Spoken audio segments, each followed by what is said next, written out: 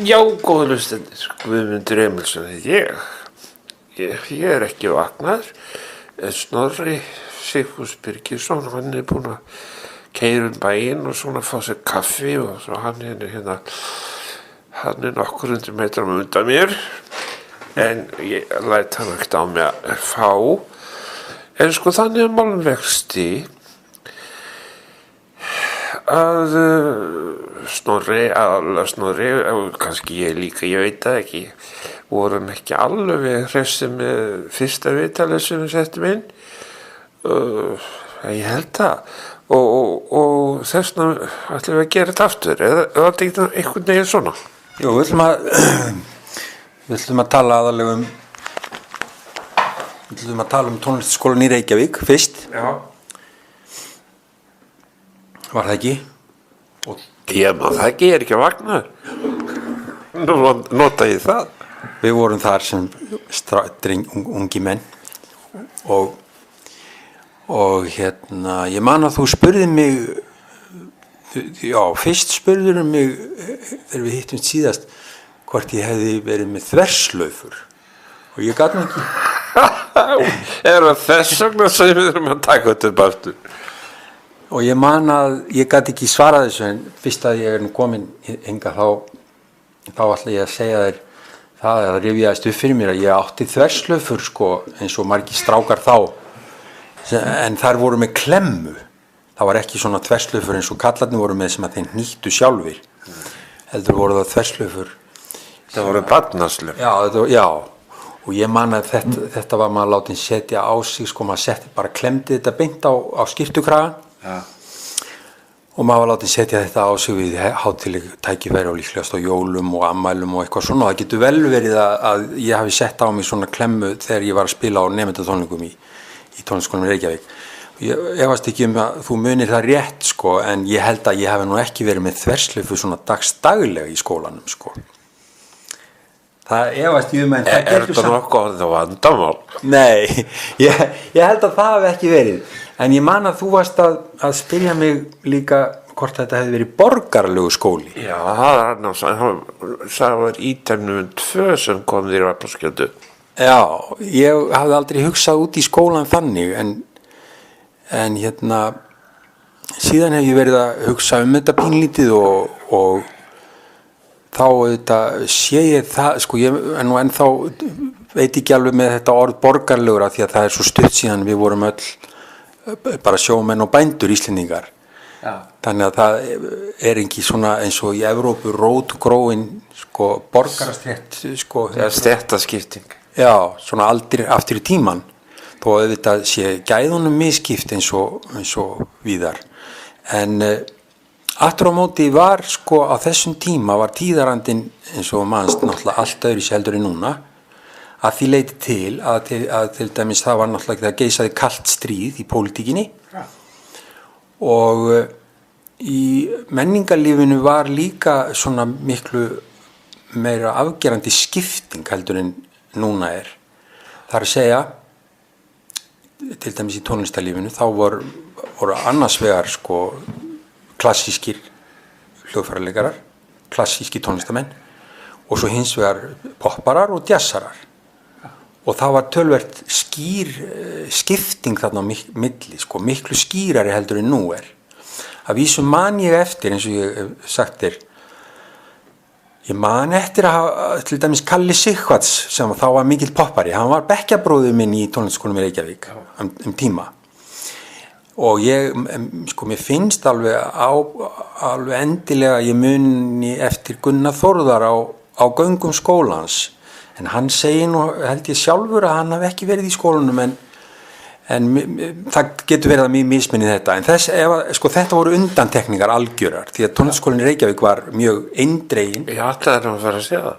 Já, tónlistarskólinn í Reykjavík var eindreginn náttúrulega stundaði bara sem sagt það að ala upp sem hæfasta tónlistamenn í. Já, og svo við höldum að frá því mér þykir vænt skildi vera að hugsa við þetta. Já. Því það greinilega voru ávöxt. Það annað að við sem nutum þeirra forréttinda sem við líða segja. Já. að vera í tónlistarskólanum sem börn. Við vorum forréttinda börn á vissan hátt. Já. Það að segja, ég held ég geti tala fyrir bæði foreldra þína og foreldra mína. Þetta var menningarna fólk. Já. Og það ól mann upp frá blautu barsbeini á þann hátt að maður var hérna að kostaði líka peninga að undirbúa mann og það var ekki allir sem efna á því. Nei. Alls ekki. Og númer 2 að tónlistarskólinn var bara lokapunkturinn yfir Já, sem sagt tíðarandi var að þessu leyti til ólíkur því sem núna að skólinn var náttúrulega eindregið að ala upp klassíska tónlistamenn, aðalega hljóðfæraleikara. En núna hefur þetta náttúrulega allt saman blandast svo mikið, bæði í pólitíkinni og í menningarlífinu öllu og ekki síst í tónlistarlífinu. Þannig að ég upplifði þetta kannski frekar þannig heldur en að skólinn hafi verið borgaralegur beinlínis. En aftur á móti finnst mér að í minningunni að minnsta kosti þá var skólinn mjög fjölbreytilegur engu að síður. Áður nú ferði út í fjölbreytni, má ég bæta einu við? Já. Í argumentinu? Já. Ég gerði mér enga grein fyrir því og hugsaði aldrei út í það og fannst aldrei neitt sérstakt við það að ég var í tónlistarskólanum í Reykjavík. Nei. Það var ekki fyrir ég komst til vits og ára, skulum við segja, að maður fór að átta sig á því að það var ekkit sjálfgefið. Nei. Það var heldur ekki sjálfgefið að tónlistarskólinn í Reykjavík væri yfir höfuð til. Nei. Og allir glæsilegu listamenn allir á einu stað. En maður áttaði sig ekkert á því þarna. Nei. Skilur við? Já, fjölbreyttina. Já, mér finnst í minningunni að skólinn hafi verið mjög fjölbreytilegur af því að, og það helgaðist auðvitað af því að kennararnir við skólan voru mjög fjölbreytilegur hópur. Það var mjög mikli karakterar og ólíkir hver öðrum. Og það var kannski eitt af því sem að einkenndi Jón Nordal sem skólastjóra, að hann einhvern veginn gat laðað allt þetta ólíka fólk að skólanum og það einhvern veginn starfaði eðlilega og vel saman undir hans stjórn. Sammála. Sem ekkit endilega sjálfgefið heldur. Næsti skólastjóri sem ég kynst. Já. Og þannig að þetta finnst mér svona almennt skólan í minningunni að minnsta kosti. Nú síðan, já, þetta var hæfileiki sem að Jón hefur. Það svona að hann svo víður persónuleiki sjálfur að hann getur verið með hverjum sem og haft hvern sem undir sinni stjórn. En ekki bara stjórn. Hann getur líka leikið sér við fólk. Já, líka það. En svo annað sem að einkenndi Jón sem skólastjóra eins og ég upplifði það minnst kosti og það það að hann var fyrst og fremst næmur á sitt umhverfi, ekki bara innan skólans, heldur líka í þjóðfélaginu almennt. Þannig að skólinn óx mjög svona lífrænt í tengslum við þjóðfélagi. Það að segja ef að vantaði píanókennara segjum út á landi, þá stofnaði hann píanókennaradeild. Ekki vegna þess að hann hefði einhverja fyrirfram hugmyndum það að nú skildum við stofna píanókennaradeild, heldur vegna þess að hann bara fann fyrir þörfinni og þá gerði hann það. Hann brást við. Hann brást við af því að hann var svo næmur á það sem hann þurfti að gera. Þetta svona mín tilfinning, minnst þú veist.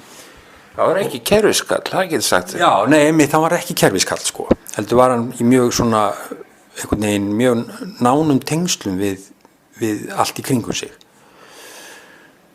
Og ég held til dæmis að þegar að kom að því að við færum að taka þátt í UNM sem var svona í kringum 1970 ef ég man rétt. Fyrir almenna hlustendur UNM, Ung Nordisk Musikfest, sem sko árleg hátíð norrænna tónlistarnemenda sem að semja tónlist. Já. Við hafðum ekki verið þáttakendur í þessu en síðan kom eiginlega, ef ég man það rétt, sko, þá hringdi Jón Persson heitinn. Já. Frá Norge. Já, frá Norður-Noregi, Sami. Hann hringdi á skrifstofu tónlistarskólans og talaði við Jón og spurði hvort að... Skaut hann á skambissunni? Skaut hann á skambissunni? Já, var hann... Nei, hann var frægur fyrir það. Já, var það? Það er eitt... Já, í verkinu sínu, já. Það er verk. Já. Segðu okkur frá því sem minnskoti. Já, nei, ég man þegar það var eitthvað verk eftir hann, eitthvað hljómsveitaverk sem endaði á því að það var skotið einhverju púður, skotið út í loftið, var það ekki? Ég man þetta ekki. Ég held með þess að það verið stemt á tíðikjöndi. Já, það spilaði. Já, nema það, að mér minnir þetta hafi verið þannig að hann hafi hringt til Jóns og skrifstofu tónlistarskólans og spurt hvort það væri ekki einhverjir nemendur við skólan að læra tónsmíðar og það var ekki. Sá sem hafði verið síðastur var Jónas Tómasson. Hann var farinn úr skólanum til þetta var, ef ég man það rétt. Já. Og við vorum bara þarna að spila Mozart-sondur og eitthvað svona, krakkarnir. Og í kjölfarið af þessu held ég að þeir hafi talað sig saman, Jón Nordal og Þorkell Sigurbjörnsson, og ákveðið að byrja með þessu svokölluðu föndurtíma sem að voru sem sagt... Ég naut góð saman og þú líka. Já, og þarna voru við og Þorkell var nú, hann kallaði þetta föndurtíma, þetta voru náttúrulega þetta föndurtímar því að við vorum bara algjörir föndrarar en í raun og veru voru þetta tónsmíðatímar. Vissulega, Kaja var hann líka. Já, það var margir hann. Og þannig að það er enn... Karolín Eiríksdóttir minna ég. Já. Þannig að þetta er enn eitt dæmið Jón sem skólastjóra. Hann sem sagt bara bregst við því sem að þarf að gera og gerir það. Og þannig og skólinn á þessu sviði og öðrum. Og náttúrulega á hans skólastjóra tíð var þetta alveg ótrúlegur vöxtur. Ótrúleg þróun. En ég kom inn í skólan, það var þannig að ég byrjaði nú reyndar þegar ég fæddur í Kaupmannahöfn og foreldrar mínir bjuggu þar og ég var fæddur þar 54 og var 4 ára þegar ég kom heim til Íslands. Ég var nú svo heppinn að í blokkinni sem við áttum heima í Kaupmannahöfn var ungbarnakennari, tónlistakennari og ég fekk að fara í tíma þar en svo þegar við komum heim þá náttúrulega hætti það en ég var sendur svo í spilatíma til mann sem hét Gunnar Sigurgeirsson og var organisti í Háteigskirkju. Mamma þekkti hann frá fornu fari vegna þess að hún hafði lært á píanó hjá föður hans Sigurgeiri Jónsssyni, organista á Akureyri. Og þegar ég var búinn að vera í tímum hjá Gunnari í nokkur ár þá sendi hann mig í tónlistarskólann í Reykjavík. Þegar var ég 11 ára gamall og hann sendi mig til systur sinnar sem hét Hermína Sigurgeirsdóttir Kristjánsson. Og ég veit að það kemur ekki málinu beinlínis við en ég ætla samt að skjóta því inn í að ganni bara að þannig var að móður amma mín hét Guðrún Jóhannesdóttir og hún þegar hún var ung stúlka þráði að læra á orgel, átti ekki orgel og var 3 sumur í kaupavinnu í norður í landi og vann sér inn nógan pening til þess að kaupa orgel frá Svíþjóð, svona fótstigið harmoníum og sem að ég áreinda núna eða geymi í stofunni minni og síðan þegar hún ætlaði að fara að læra á hljóðfæri þá leitaði hún til Sigurgeirs, organista, föður Gunnars og hún átti ekki peninga til þess að borga fyrir orgeltímana, en í staðinn fyrir orgeltímana þá sömdu þau það að hún myndi passa dóttur Sigurgeirs, barnunga sem að hét Hermína. Og þannig borgaði hún sína orgeltíma og síðan, sem sagt 60 árum síðar, þá fór ég í tíma í tónlistarskólanum í Reykjavík hjá þessari sömu Hermínu. Þetta nú fallið vöðru skipti. Já, þetta svona, þetta lýsir nú Íslandi dálítið vel, fámenninu, hvernig við tengjumst öll einhvern veginn. Jæja, nema það, ég fór þarna í skólan, ég var fyrst hjá Hermínu og Hermína var eins og manst, hún var alveg einstakur kennari. Ég skal hjálpa þér. Svona? Já. Ég skal halda þér. Nei, þetta allt í lagi. Og hún var, Hermína, hún sérhæfði sig í sko að kenna unga fólkinu í tónlistarskólanum í Reykjavík. Hún kenndi okkur svona fram yfir fermingu. Hún hafði náttúrulega lært fyrst hjá föður sínum, Sigurgeiri, á Akureyri. Svo var hún eitthvað hérna í Reykjavík, svo fór hún til Kaupmannahafnar og læriði þar. Endaði svo í Hamborg, hélt áfram að læra í Hamborg og kom svo heim og byrjaði á því að kenna heima hjá sér og svo við tónlistarskólanum í Reykjavík. Og hún var mjög vel menntaður píanuleikari og svona bara því sem ég ímynda mér að verið þýski skólinn sem var bara svona mjög skipulagður píanóskóli sko. Maður var látin læra skalana sína og brotnu hljómana og Czerny og Henry Hertz og Eða sem þú sagðir ekkert sull. Nei, ekkert sull. Hún var mjög nákvæm og ritma gat maður ekkert sullað með, sko, til dæmis. Ég finnst það svo hlægilegt. Já,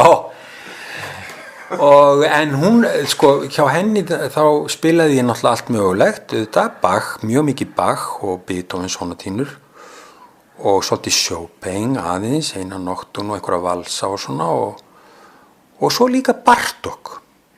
Sem ég þóttu merkilegt. Já, það svolítið skemmtilegt að minnast þess. Líka Prokofjev. Já, eins og voru að segja, hún var ótrúlega hrifin á Austurblokkinni.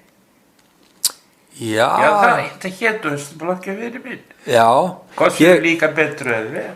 Já, ég veit ekki hvað var hjá henni, en ég held að hún hafi bara, hún var mjög opin manneskja. Nei, ég meina rússneska skólanum.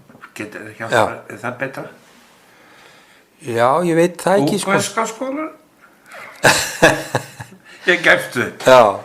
Nei, en hún var sem sagt bara mjög opin manneskja. Framsækin. Framsækin, já. Í raun og veru var hún það, sko. Já, það sé ég að reyna að segja. Já. Heimurinn miðaðist ekki bara við Beethoven. Nei. Vínarborg. Nei. Það sé mig. Já, algjörlega. Já. Strókaði yfir allt í. Já. Og síðan þegar ég var búinn að vera hjá Hermínu og læra bæði á píanó og líka sviðsframkomu. Já. Það var mikið atriði. Mikið atriði. Já, hneigja sér rétt og ekki að styðja sig við flílinn og vera vel til fallega. Helst ekki snýta sér. Já, ekki snýta sér og aftur á bak. Já. Þá Veistu hvernig Halldór Haraldsson útskýrði þetta? Nei. Hún og hérna hún hinn, hvað heitir hún? Hólmfríður og Hermína kenndi honum mannasiði við píanóið. Já, einmitt. Sammála því? Já. Jæja, svo þegar ég var búinn að vera hjá Hermínu, svona í kringum ferminguna, þá sendi hún mig til Jóns Nordals í píanótíma hjá honum og Jón var náttúrulega alveg stórkostlegu kennari, eins og við vitum. En píanókennsla hjá honum, hún einkenndist af því að hann lét mann spila mikið af verkum. Alveg svakalega yfirferð. Já, mikil yfirferð. Það var sko, Ég spilaði hjá honum sko náttúrulega klassíkina, Bach áfram og Beethoven sónötur margar og Bach preludiur og fúgur margar og franskar svítur minnst kosti 2 og eina enska minni mig og ítalska konsertin og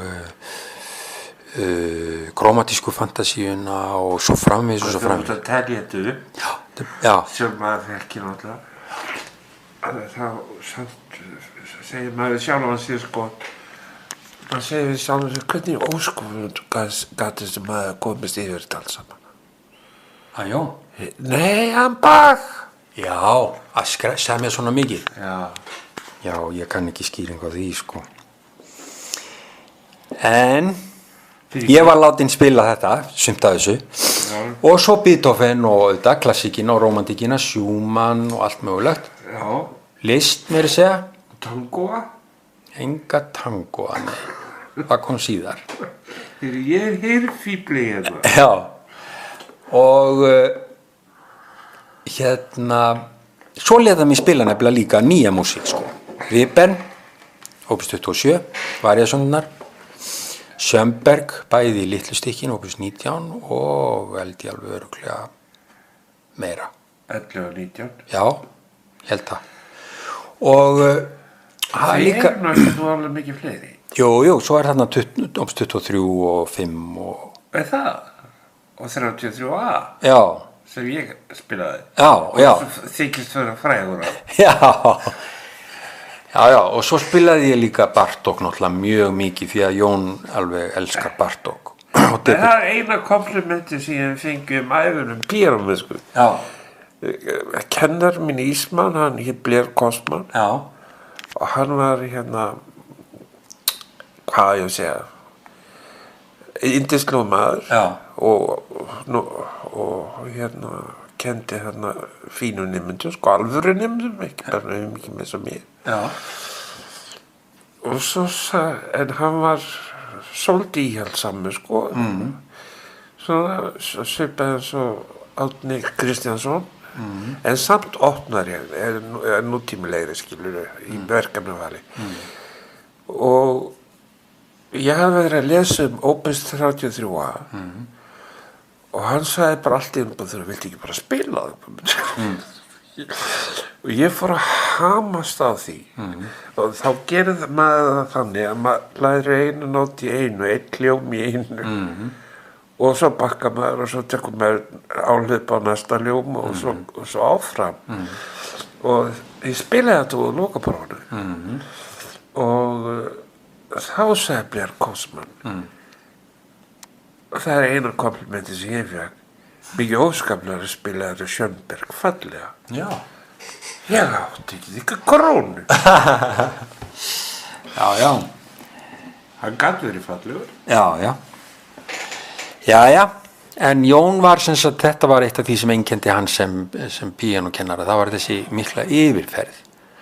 Og síðan auðvitað var hann ekki síður nákvæmur heldur en Hermína og það sem auðvitað var kannski mikilvægast fyrir mig með Jón var það að hann var svo góð fyrirmynd að öllu leyti og líka var það að hann var að semja sjálfur á þessum tíma, hljómsveitaverkin sín flest og það var náttúrulega ævintýralegt að fá að vera í tímum hjá manni sem var að semja þessi fallegu verk sem voru svo frumflutt bara í mars eða eitthvað.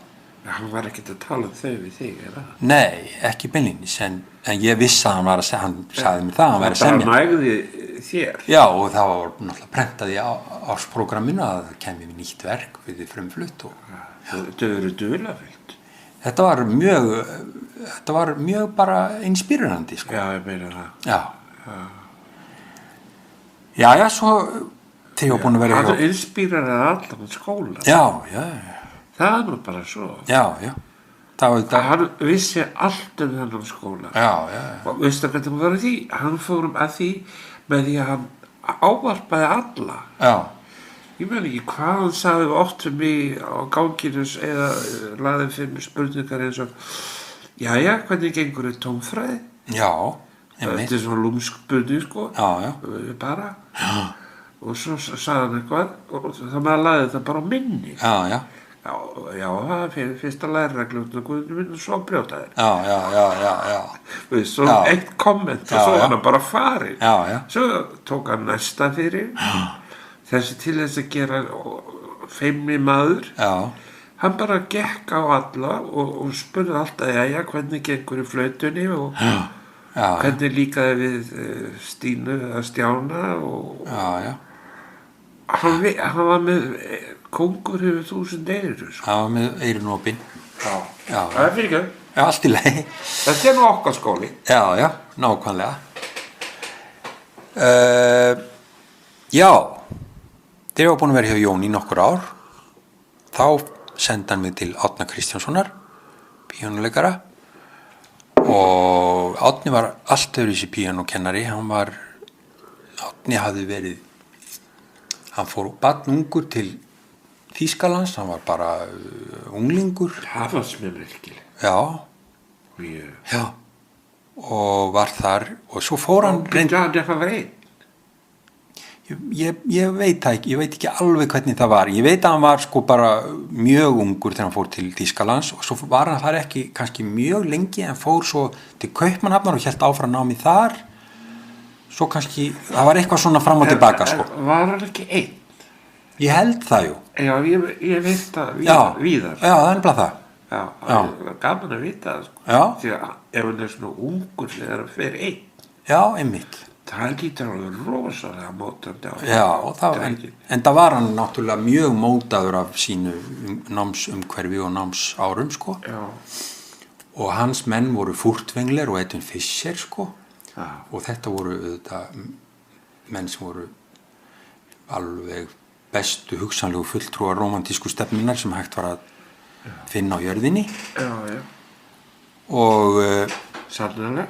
hann var alveg gegnsósa þessu og maður auðvitað var fyrir áhrifum af því og fann mjög mikið fyrir því sko. Já, sko, þessi ár eru svo óbúðslega mótandi að það er ekki bara menn taki upp siði samfélagsins.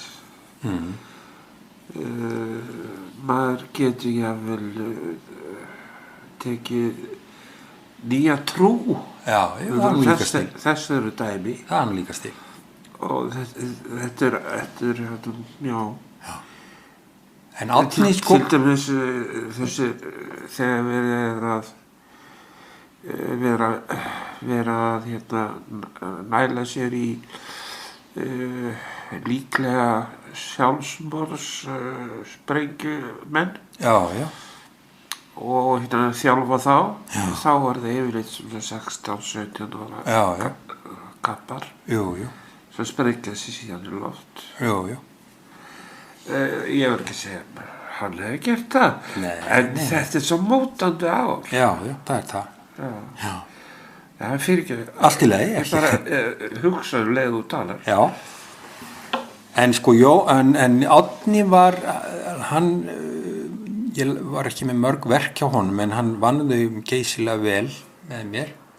Og það sem kannski hann lagði allra mesta áherslu á, það var tónmyndunin. Hann hafði sjálfur mjög fallegan tón, hann Árni, og var alltaf að tala ásláttinn og hann kendi mér mjög vel, að balansera hljóm. Þannig að þegar maður spilaði hljóm, það væri þá ekki til dæmis 3 hljóm, það væri þá ekki allar 3 nótnar jafn sterkar. Já, eins og þú orðaðir einu svona klessa. Já. Það var oftast náttúrulega toppnótan sem er fókusiruð, en ekki endilega. Stundum er það miðnótan, stundum leita maður að 5-mundinni og það getur verið mjög fallegt og allt þetta á sér stað að þess að hlustendur að taka eftir í. Já, en hins vegar tekur maður maður tekur eftir í það er alltaf sama nóta. Já, maður tekur eftir í sko ef það er ekki balanseraður hljóm. Já, ég meina það. Ef að þumalfingurinn er alltaf sterkast. Já, til dæmis. Það er nú auðvelt að því að hann spilaði dýpstu nótuna. Já. En svo var reyndar annað sem Árni talaði mjög mikið og það var agógík. Eða þessi list að stela tíma hér og skila honum aftur þar. Og það þar var Furtwängler hans fyrirmynd sko. Og þetta kenndi hann bara mjög vel held ég sko. Í minningunni það minnst kosti þannig. Nefnd okkur dæmi. Bara, já það bara þetta sem sagt að sko þegar músíkin Eða syngdu fyrir okkur.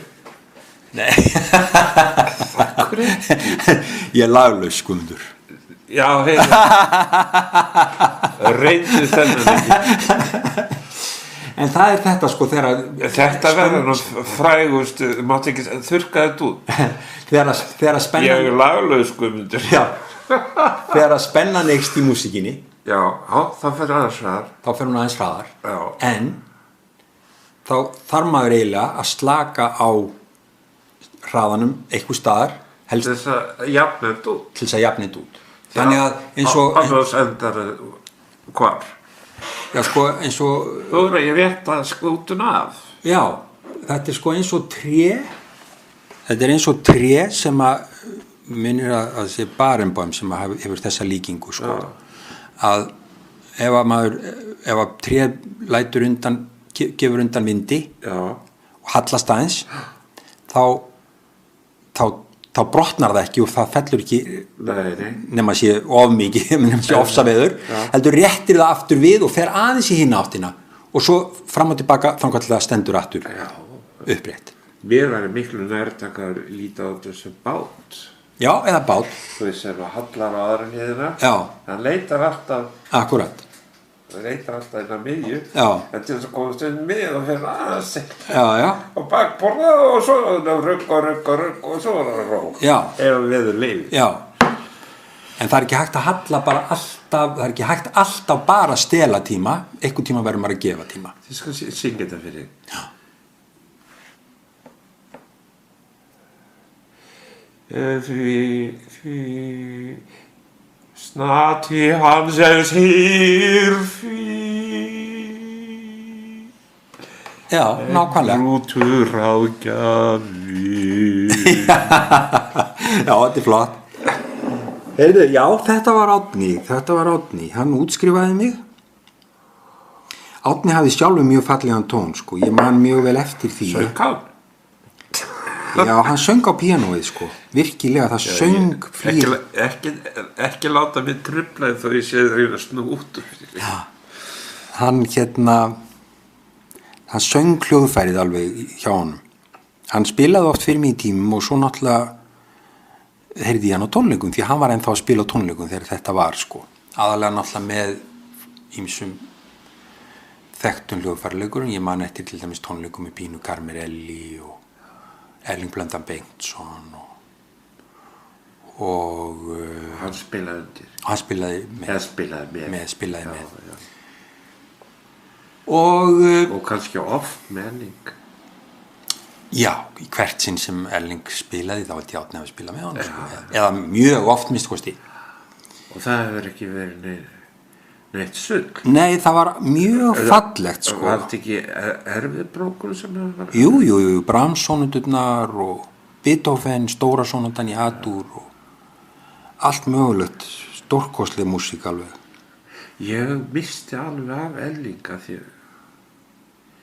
ekki nema kannski blá endan.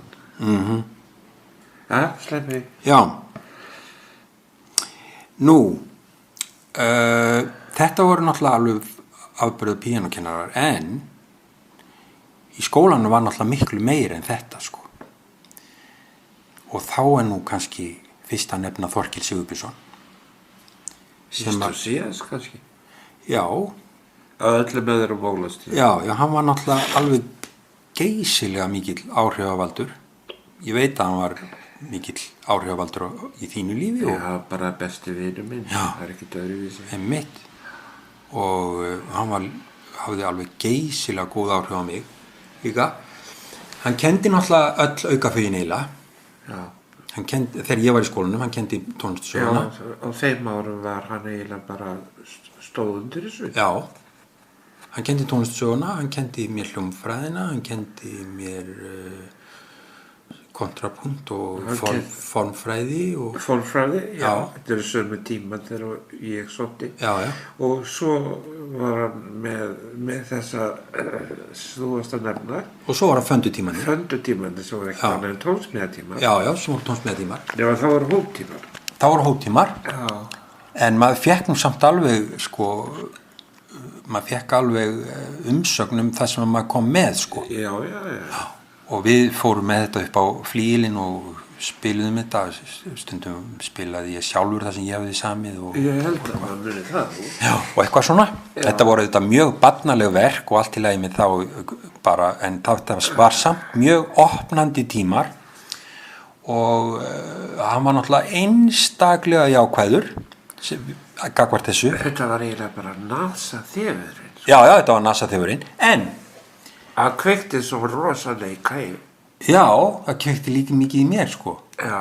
Já, sennilega þetta. Já, mjög mikið. Þegar þú hættu að vera píanistur á tónskáld. Já, sko, ég fann það mjög fljótt reyndar árið áður en að föndutímarnir byrjuðu, þá hafði Leifur heitinn Þórarinsson verið kennari við skólan. Já. Og hann átti nú að kenna okkur bara hljómfræði. En svona einhvern tímann á miðjum vetri þá sagði hann eitthvað svona við okkur: akkur færði nú ekki bara heim og semjið eitthvað lag í anda Mozart, svo komið með það í næsta tíma. Já, þessi trú ég. Já. Og Reynda gerðast það sama með mig á sama tíma. Já. Ég heimsótti alla heima áður en hann byrjaði, áður en Þorkell byrjaði á föndrinu. Já. Og segði hann vil langt að vera tónskáld. Já. Já, hann er blað þá. Já.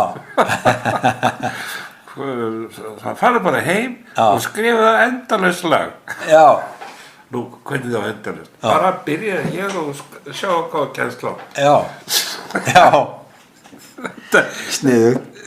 Þetta er svolítið sniðugt. Já. Já. Hvað sagði Leifur gott? Nema Leifur, hann Hefur nú ekki komið mikið til tals í þessu þáttum því miður. Já, en hann var nefnilega, hann var svo badgóður hann Leifur, sko. Og við vorum nú bara börn þarna, sko. Eða svona, bara fermingaraldur, sko.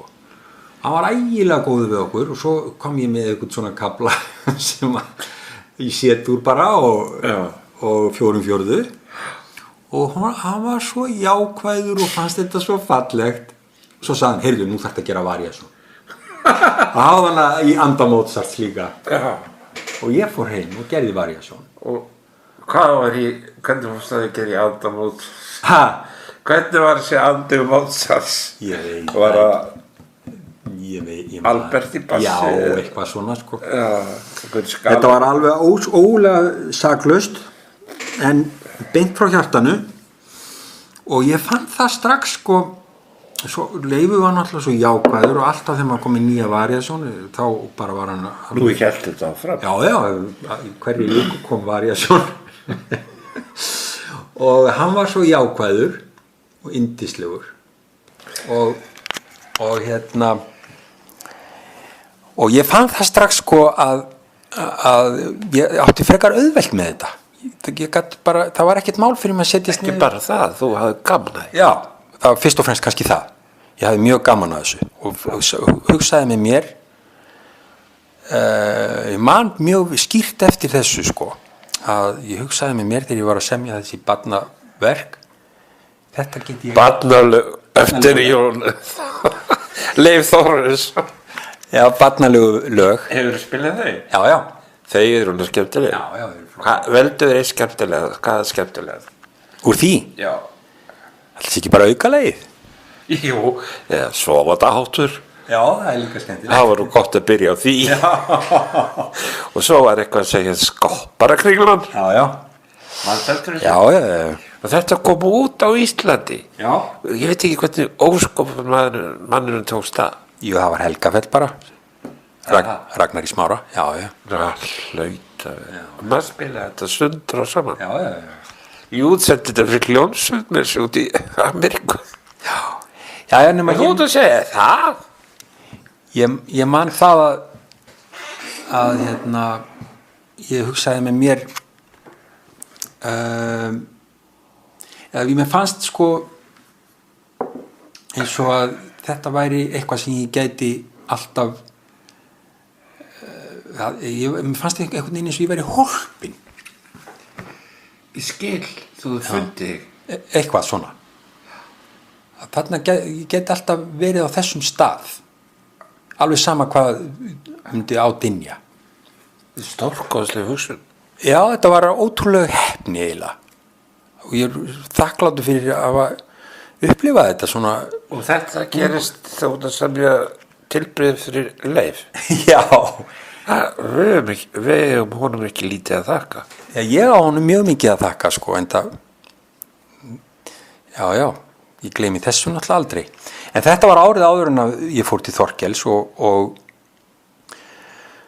alveg utan dagskrár eiginlega. Þetta var ekki sko það sem að hann var eiginlega beðinn að gera, hann átti bara að kenna okkur hljómfræði. En það var reyndar annað sem að Leifur gerði sem að kom sér vel fyrir mig síðar og það var það að hann var alltaf að messa hljómfræðibók Schönbergs, því að það var hans biblía frá 1911.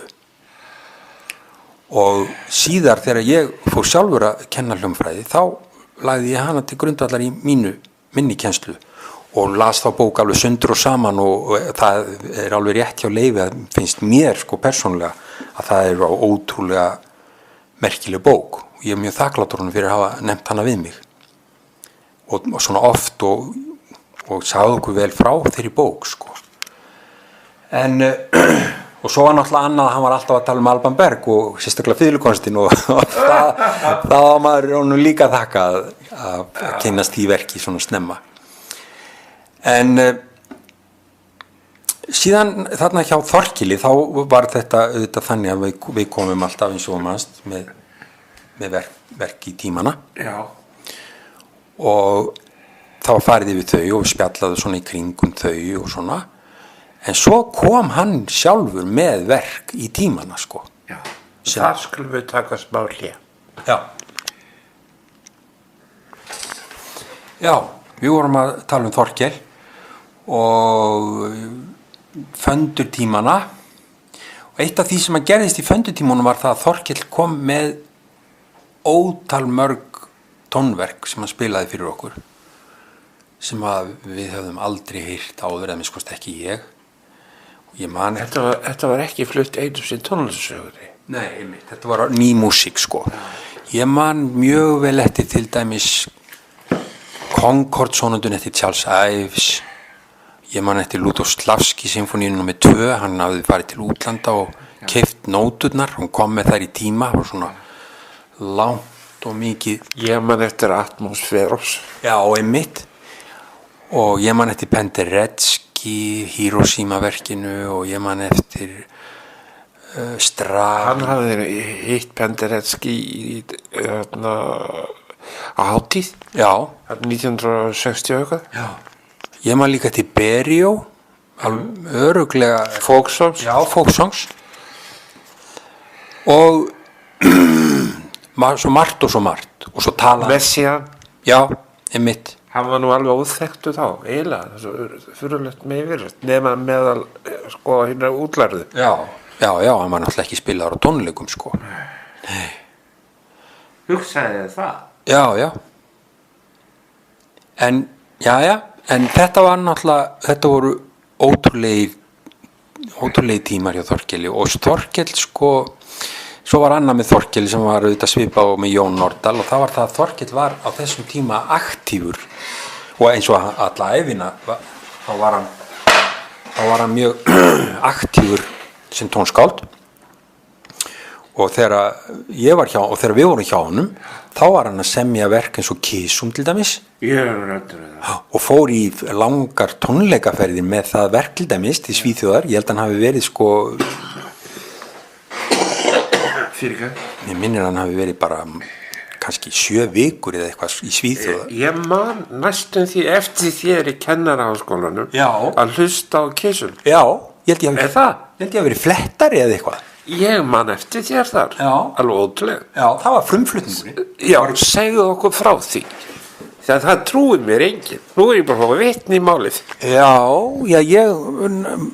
mér finnst eins og það hefði kannski verið frumflutningu verksins. Alveg hygglust. Já. Það var svona æfing. Já, þetta var æfing áður en þeir fóru. Já. Já, þetta var náttúrulega ægilega gaman og Þú verður að segja hljóðfæraskipan og Já. manna var. þeir fóru þarna 3, þetta var Ingvar Jónasson, víóluleikari, heitinn, og Gunnar Egilsson, klarnettleikari, heitinn, og Þorkell heitinn, allir hornir núna.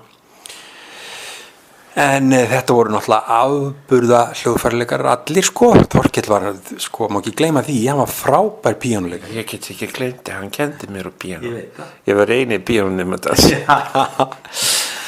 Og hinn voru náttúrulega atvinnumenn sko, frábæri menn Í bransanum. bransanum. En hann hefði alveg getið orðið píanisti per se. Algjörlega. Hann hefði líka getið orðið hljómsveitstjóri. Já. Og hún var með sér bóðið jobb sko, þegar hann var að klára nám Já, ég trúi því. hérna í Evrópu. Já. Hann hafnaði því. Já. Barbara getur sagt þér það. Já. Eða einhver. Já. En þeir spiluðu líka Mozart, Kegelstadt, tríóið. Já. Og já, þetta voru Býtu, segðu okkur frá Kissum. Hvað er svona merkjast við Kissum? Hvað þýðir Kissum? Kissum það er hérna orðið músík aftur á bak, eins og Þorkell sagði. Já. Og það er í hvað? Eða stafað aftur á bak. Stafað aftur á bak. Er það ekki í 3 köflum? Jú. Já. Sem heitir próf. Já, býtu nú við. Þú varst viðstættur frumflutningi maður. Já. Nú heitir þú Schindler. Þarna var það ekki Mannamúsík menneskjuleg músík, og guðamúsík, hvað hvað var það þrið? er ekki náttúrumúsík? Jú, náttúrumúsík, já. Er þetta rétt hjá okkur? Já, mér minni það. Já, við fáum samtals 9,5. Já. Já, nema þetta var stórt og mikið verk. Já, það er hálftíða verk. Já. Þetta er langt tríó. Já. Og greinilegt að Þorkell hafði lagt mjög metnað í þetta verk, sko. Já. Svo fóru þeir með þetta og spiluðu þetta þvera Svíþjóð og endilanga og tóku það svo upp í lok tónleikaverðarinnar og svo plata var mikið spiluð þeim eða mér sko. Já, auk þess sem þeir spiluðu Intrata. Já, Intrata, en það samdan Í Finnlandi. Já. Veistu okkur, ég segja það svo. í sánabaði, eftir sánabaði. Nei, hann lýst þessu fyrir okkur í tíma. Jú. Manstu það? Já, þeir voru í sánabaði og þá kom einhver eins og risavaksin finnsk kona, var það ekki? Tröskessa bara. Skessa og hjartsláttur. Við veitum með eitthvað greinar. Já, ég man þetta nú ekki alveg nákvæmlega. Jú, byrja að lemja hann bara. Já. Og hann vissi ekkert hvað það var svo stóð veðrið. Nei. En þá er þetta víst tradisjón. Já. Svo hvarf þessi skessa. Já. Og hann lá bara eftir í sárun. Já, með hjartslátt. Þannig enda verkið. Já. Þetta var svona aukalag. Já, þetta var aukalagið. Já. En já. Ég man svona margt af því sem að Þorkell sagði okkur, man ég alveg og hef fylgt mér alla tíð og gagnast mér, eins og til dæmis þegar hann var að skilgreina hver væri munurinn á epík, lýrik og dramatík. Manstu þetta því? Það er bara svona inngróðun tánögl. Já. Ég má ekki nota svona ljóta samanburð. Já, ég man það. Já. Útskýri fyrir hlustundum, ekki fyrir mér. Já. Hann sagði sko, epík er A, B, C, D, E, F og svo framvegis. Lýrik er A, A, A, A, A, A. Og dramatík er A, B, A, B, A, B, A, B. Þetta er ekki voðalega flókið. Nei, en sko mér hefur alltaf fundið, sko síðan ég fór að hugsa þetta svona, þá hefur mér alltaf fundist að virkilega góð músík sko, hafi alla þessar þrjár aðferðir. Þetta er svona eins og þetta eru frásagnar aðferðir í rauninni. Já. Sko, hann var að reyna að útskýra fyrir okkur að lýrik væri ekki endilega eitthvað ljúf eða ljúfsár og dramatík væri ekki endilega einhver æsingur.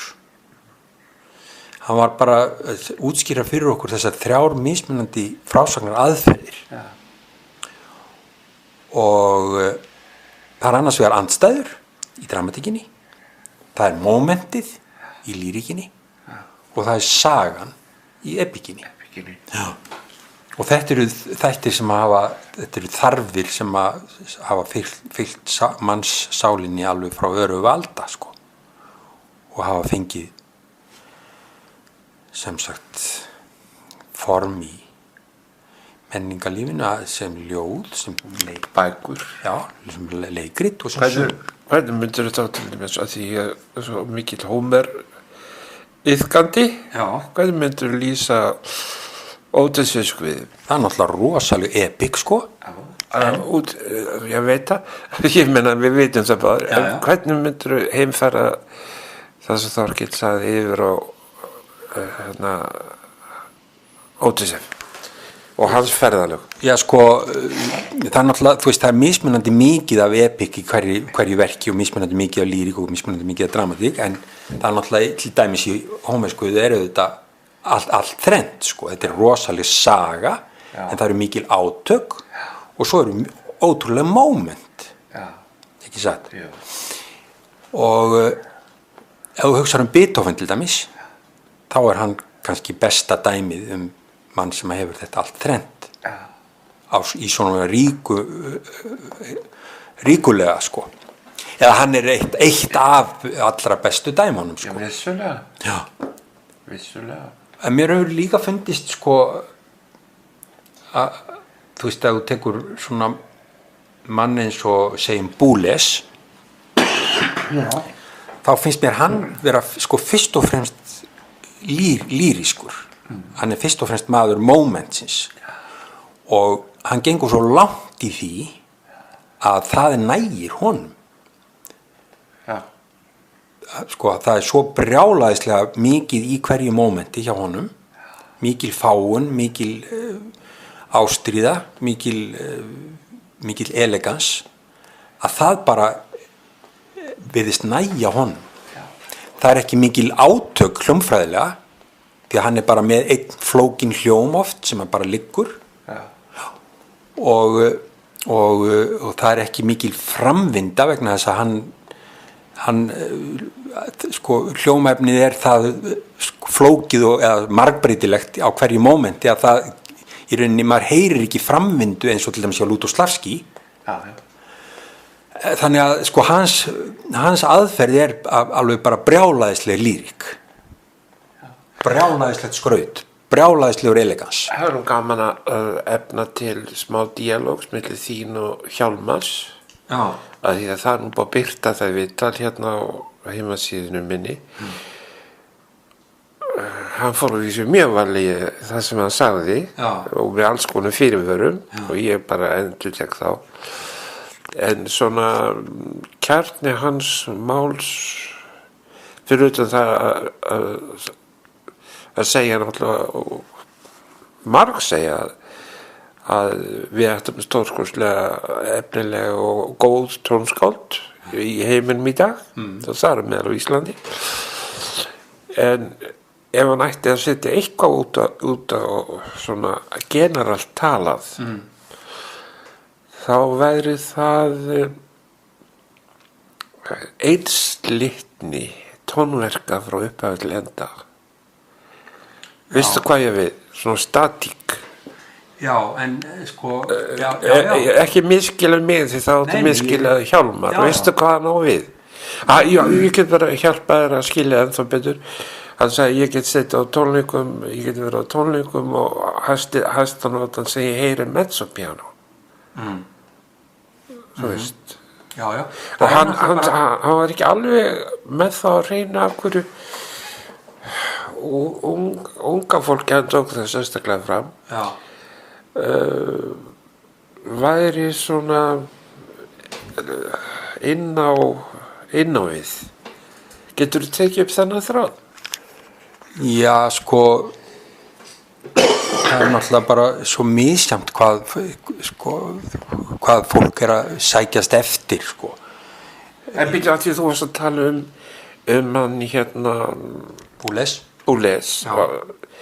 Hann bjóð til svona innan gæslappa svona músík. Sko, hann bjóð til, sko, ég upplifi hann eins samkvæmt þessari skilgreiningu sem við vorum að tala Þorkels, sem Þorkel kennt okkur, sem bara mjög mikinn lýriker, sko.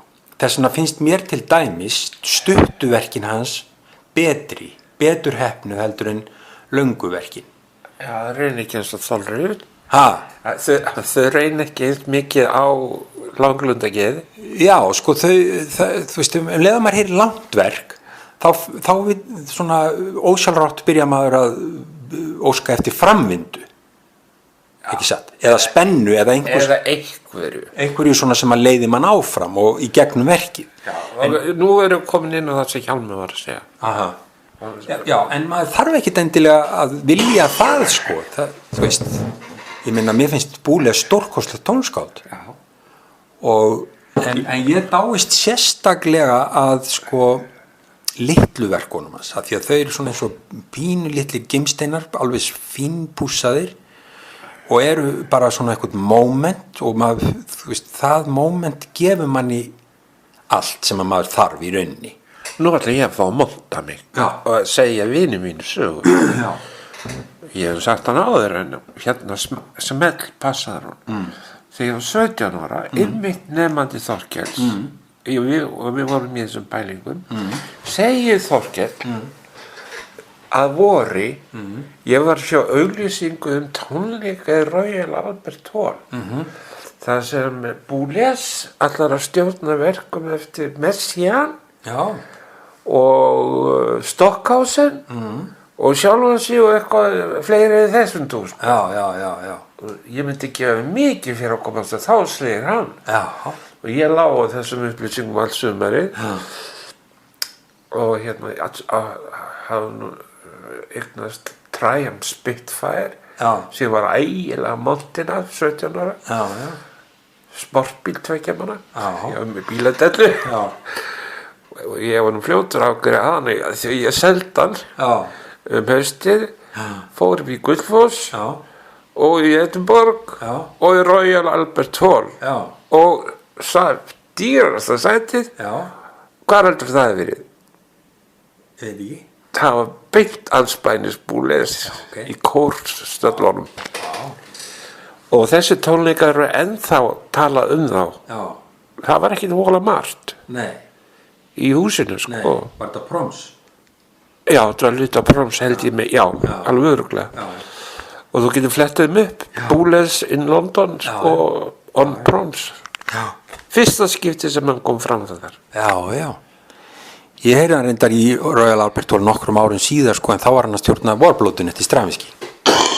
Já, hann sneri sér, hann fljótur að snúa sér, hann svo að hann gæti ekki lifið á þessu.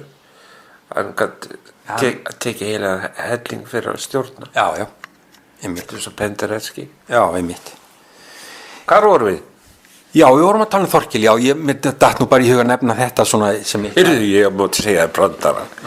Ég var hann aftast, svo allt í einu, og það slagverki fyrir framan, sko, fyrir framan og neðan. Svo allt í einu einhver staði á tónleikuna, þá sá ég svona svakalega stóran kjuða kom upp og svo búm. Það fekk slagverki alveg í æð. Þetta var alveg mjög mikið slagverkana. Svo getur ímyndar. Þú? Já, þetta var Þorkell, sko, við getum auðvitað haldið áfram að tala endalaust Þorkell, sko, þau góðu áhrif sem hann hafði. En það voru fleiri kennarar hann í skólan sem hafði mjög góð áhrif á mig. Til dæmis Þorgerður Ingólfsdóttir, hún var að kenna þarna, kornung kona, nýkomin frá námi, hún kendi. Ég kendi mér líka. Já. En bara einn vetur. Já, tónlistarsögu kendi hún mér. Man ekki hvað hún kendi mér. Ég beðst afsökunar Þorgerður mín. Meistari Þorgerður. En það var yndislegt. Það var eitthvað bóklegt fag. Já, það var yndislegi tímar og þar var líka, sko... Svo veiktist hún alveg. Hún var frá kennslu ára eftir, held ég. Man það ekki.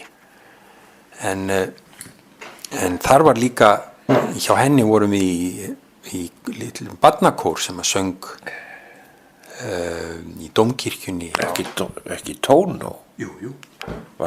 Já, þú varst í barnakórnum. Já, hjá Þorgerði, sko. Já. Og við sungum. Akkur misti ég alveg á hún? Ég veit ekki.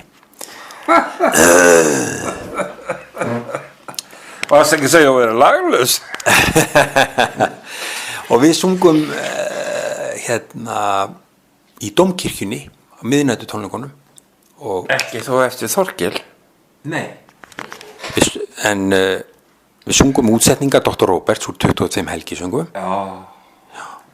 Og Róbert kom á æfingarnar og það var ægilega gaman og svo var séra Sigurbjörn að predika. Þetta var eiginlegt.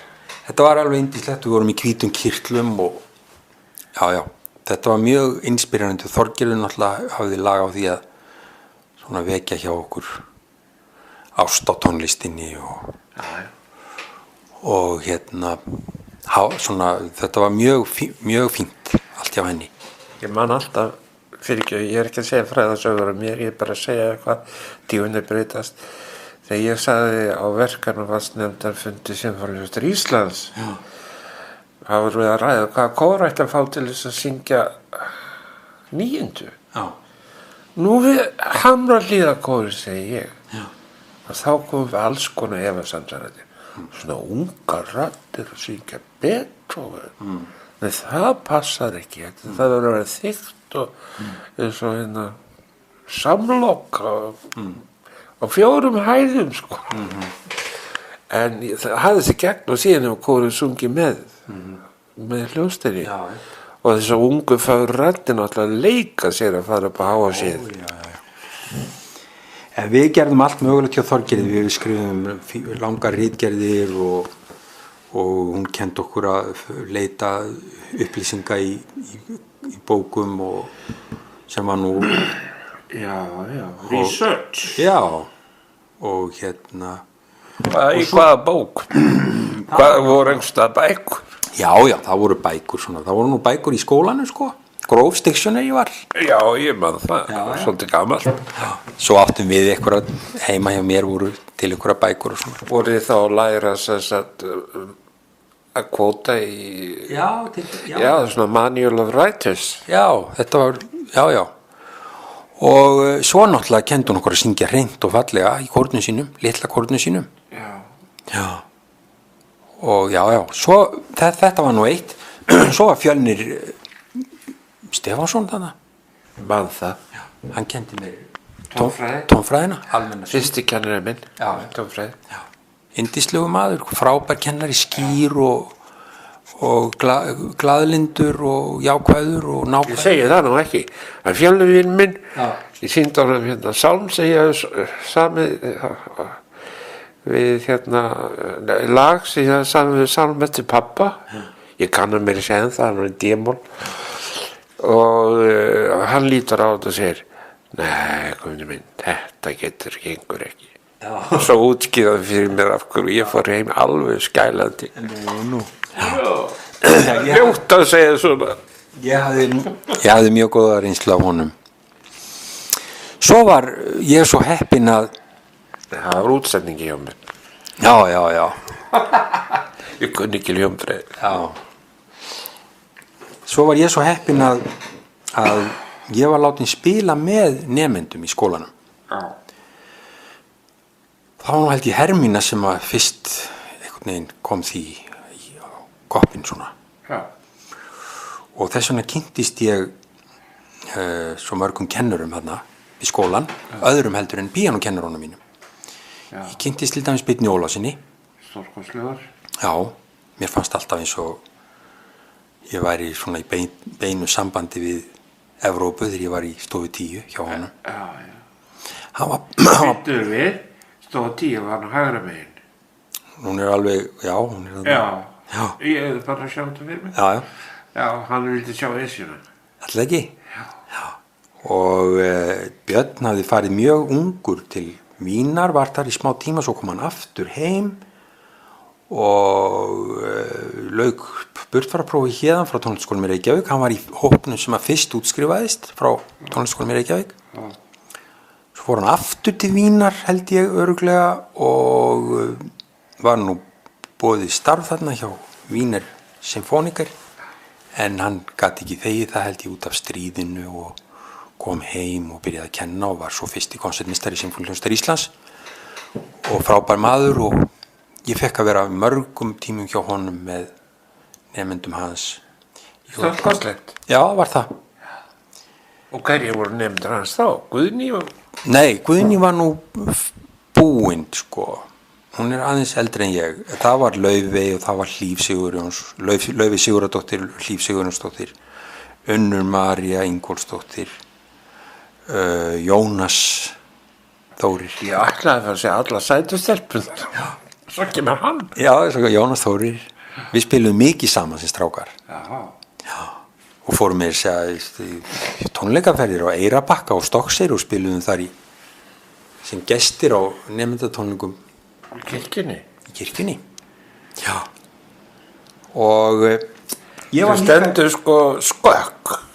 Já. Miðið við göttuna. Já. Eða allættu gatan er skökk. Já, einmitt, ég man það nú ekki enn. Hún er austur-vestur. Já.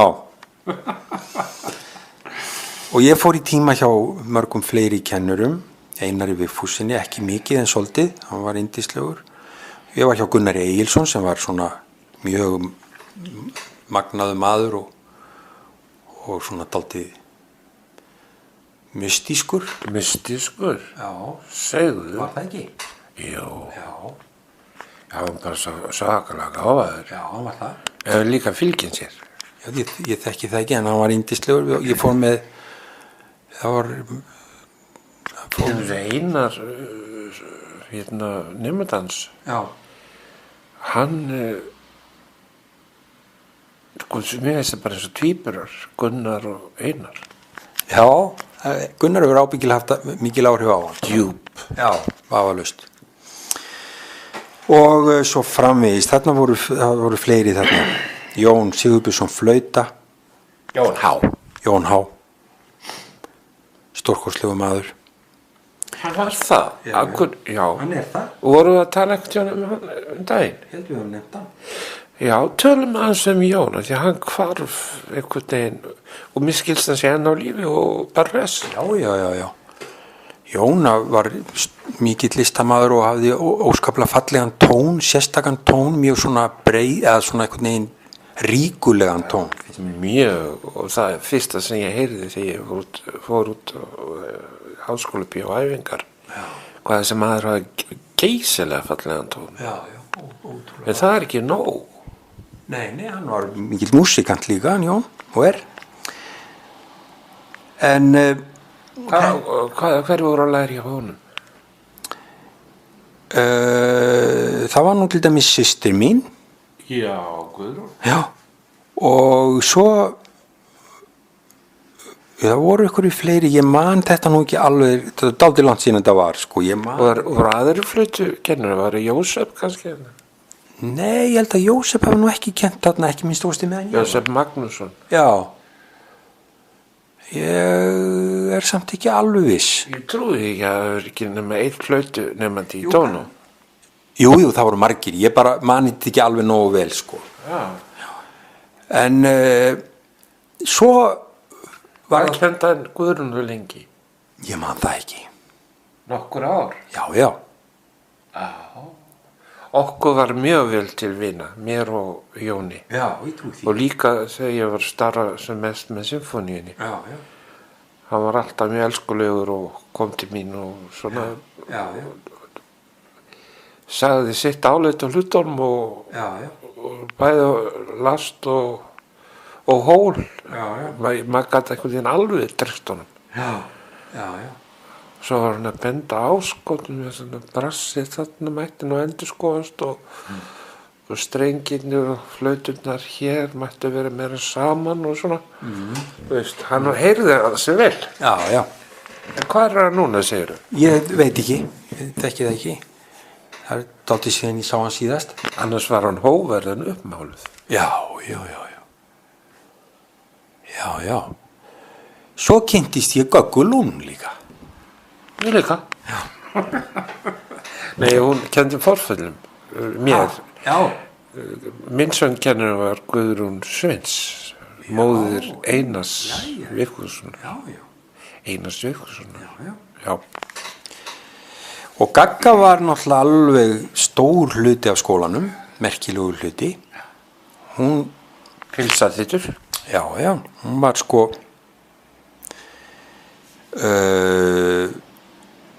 kendi mikið, hún hafði marga nemendur held ég alveg örugglega, hún var náttúrulega alltaf þarna í skólanu þegar maður var þarna. Hún var með alla leikara landsins. Já, hún var með fólk sem var að læra að syngja sem ætlaði að vera söngvarar og svo var mikið eins og þú segir af leikurum hjá henni. Og þeir komið til hennar held ég á ólíklega þessu tími. Já, og til þess að læra auðvitað að syngja en líka kannski til þess að læra textameðferð. Já, einmitt.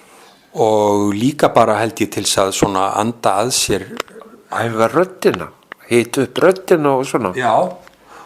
Og líka að anda að sér bara hennar svona einhvern veginn andblæ sko, því að hún var hennar kultúr. Já, hennar kultúr. Því að hún hafði verið náttúrulega mikið í Evrópu. Já. Og á hátindi síns ferils þá söng hún út alla Evrópu held ég alveg örugglega. Og hún söng allt mögulegt, hún söng mikið þjóðlög náttúrulega. Hefði hann ekki Ráter? Jú, hann spilaði með henni Ferdinand Ráter sem að útsetti lögin í þjóðlagabókin hennar. Og hún hafði hitt svo margt fólk og kynst svo margu fólk í Evrópu skemmtilegu. Og það var þannig að nokkru sinnum á hverjum vetri þá kallaði hún alla sína nemendur eða flesta eða marga minnskosti inn á sal og hafði svona opinn tíma eða svona hóptíma og þá kallaði hún alltaf á mig og bað mig að koma og spila. Er ekki þetta að þræla þér út einu sinni? Já, og bað mig að lesa með nemendum sínum eitthvað lög svona og þetta var nú mest kannski einföld lög svona kannski mest úr bókinni hennar, mikið úr bókinni hennar sko. Það var ekki eitthvað Schubert og Schubert? Jú, svo var Schubert og Vaughan Williams og Benjamin Britten og Gunnar Reynir Sveinsson og hverju voru nú efnilega þessi söngvarnir að nefnum þá? Þarna sungum við líka verk eftir Þorkel man ég og fleira. Það var alls konar fólk þarna. En þú veit ekki nefna neitt? Jú, ég man ekki alveg sko, þetta var svo margt fólk sko. Já, það var engið svona skaraði framur og var síðan hétt Kristján eða eitthvað. Nei, Kristján var nú ekki þarna. Nei, ég veit. Nei. En mér finnst svolítið gaman að hafa verið hérna hjá Göggu vegna þess að nú er þetta mitt sko aðal starf, það er að spila með söngnemyndum. Já, vera kennari raun og veru. Að vera æfingastjóri. Já, ég er að spila með nemyndum í söngskóla Sigurður Demets núna, það er mitt starf sko. Já, þá með kennara. Já, í stundum er ég einn með þeim líka og... Já, og leiðbeinur er það ekki? Jú, svona eins og ég. Já, það er ágætt að hafa laglega sem leiðbeinur. Já, einmitt. Og hérna... Þessi var nú góður. Já. Ég held ég sé bara að afsanna þetta lagleysi. En hérna... Gagga sagði margt mjög skemmtilegt og sumt af því hefur fylgt mér alla tíð og verið mér gagglegt. Eins og til dæmis... Já, þetta rímar, Gagga og gagglegt. Já. Til dæmis sagði hún mér að einhver tíma var ég að spila með einhver Já, heyrðu, nú man ég allt í einu eftir einu. Já. Ég svo nöðsynlega, ég svo mikið gaman útudúrum. Já. Kannt þú vísunum Siggi var úti? Ég hef heyrt hana. Já, prófa að fara með hana. Nei. Jú, ég skora á þig. Nei. Jú, ég skal vera þú og þú ert bara söngnemandi. Ok, þess að kannt ekki alveg texta. Tilbúið fyrir þín. Siggi var úti. Já. Já, hvað gerum svo? Ég ætla að halda áfram með hvert vorum við komin? Siggi var úti með ærnar í haga. Hvað svo? Vegna þess að ég skal ekki pína þenni. Hættu naða negluna. Já. Heyrðu, Já. sko, ég held að Siggi búið að klæmast á neinum texta Já. eins alvarlega á þessum, sko.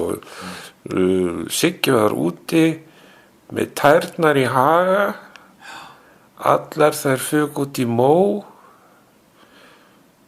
Smokraðum og svo kemur hérna þetta fræga viðlag agagag eða gagagag eða gúgúgúg eða hvað það er. Ég hef heyrt þetta í öllu mögulegum variásjónum. Þetta er svona hljóðlíking. Svo kemur aumingja Siggi hann þóra ekki og þetta höfður svo sterti krakka og líka fullorðina að þau bara eiginlega búa til sitt eigið. Það er eins og hérna sína eigin versjón og bara eiga hana. Ég ekki gleyma hvar þú varst. Hérna ég fór allt í einu að hugsa naglasúpuna, þjóðsöguna. Já. Og ég bara fann hana hvergi og ég googlaði þess að vilsingur.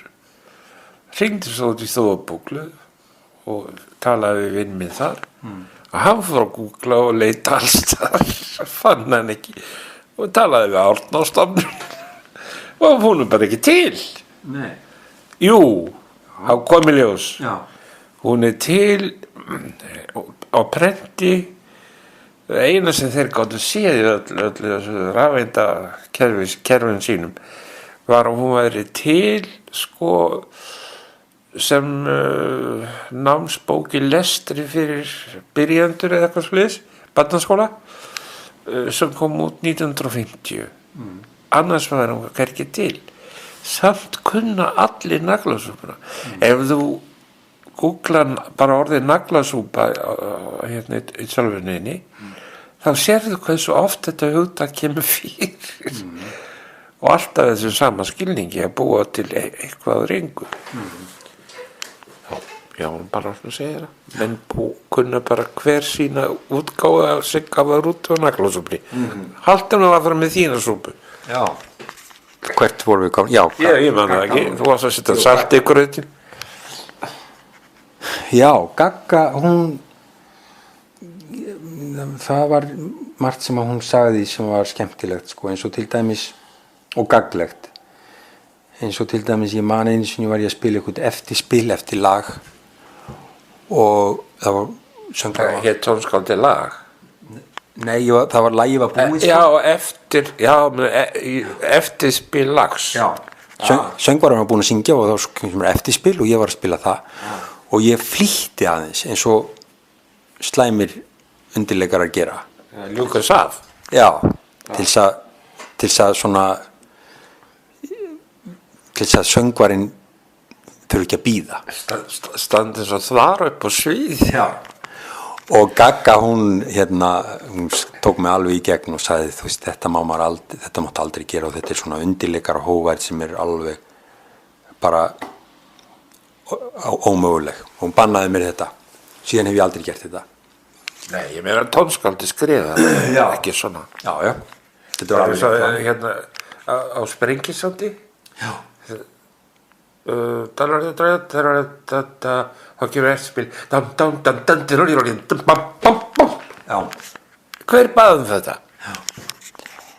Svo var annað sem að Gagga talaði mikið og það var kyrrleikurinn.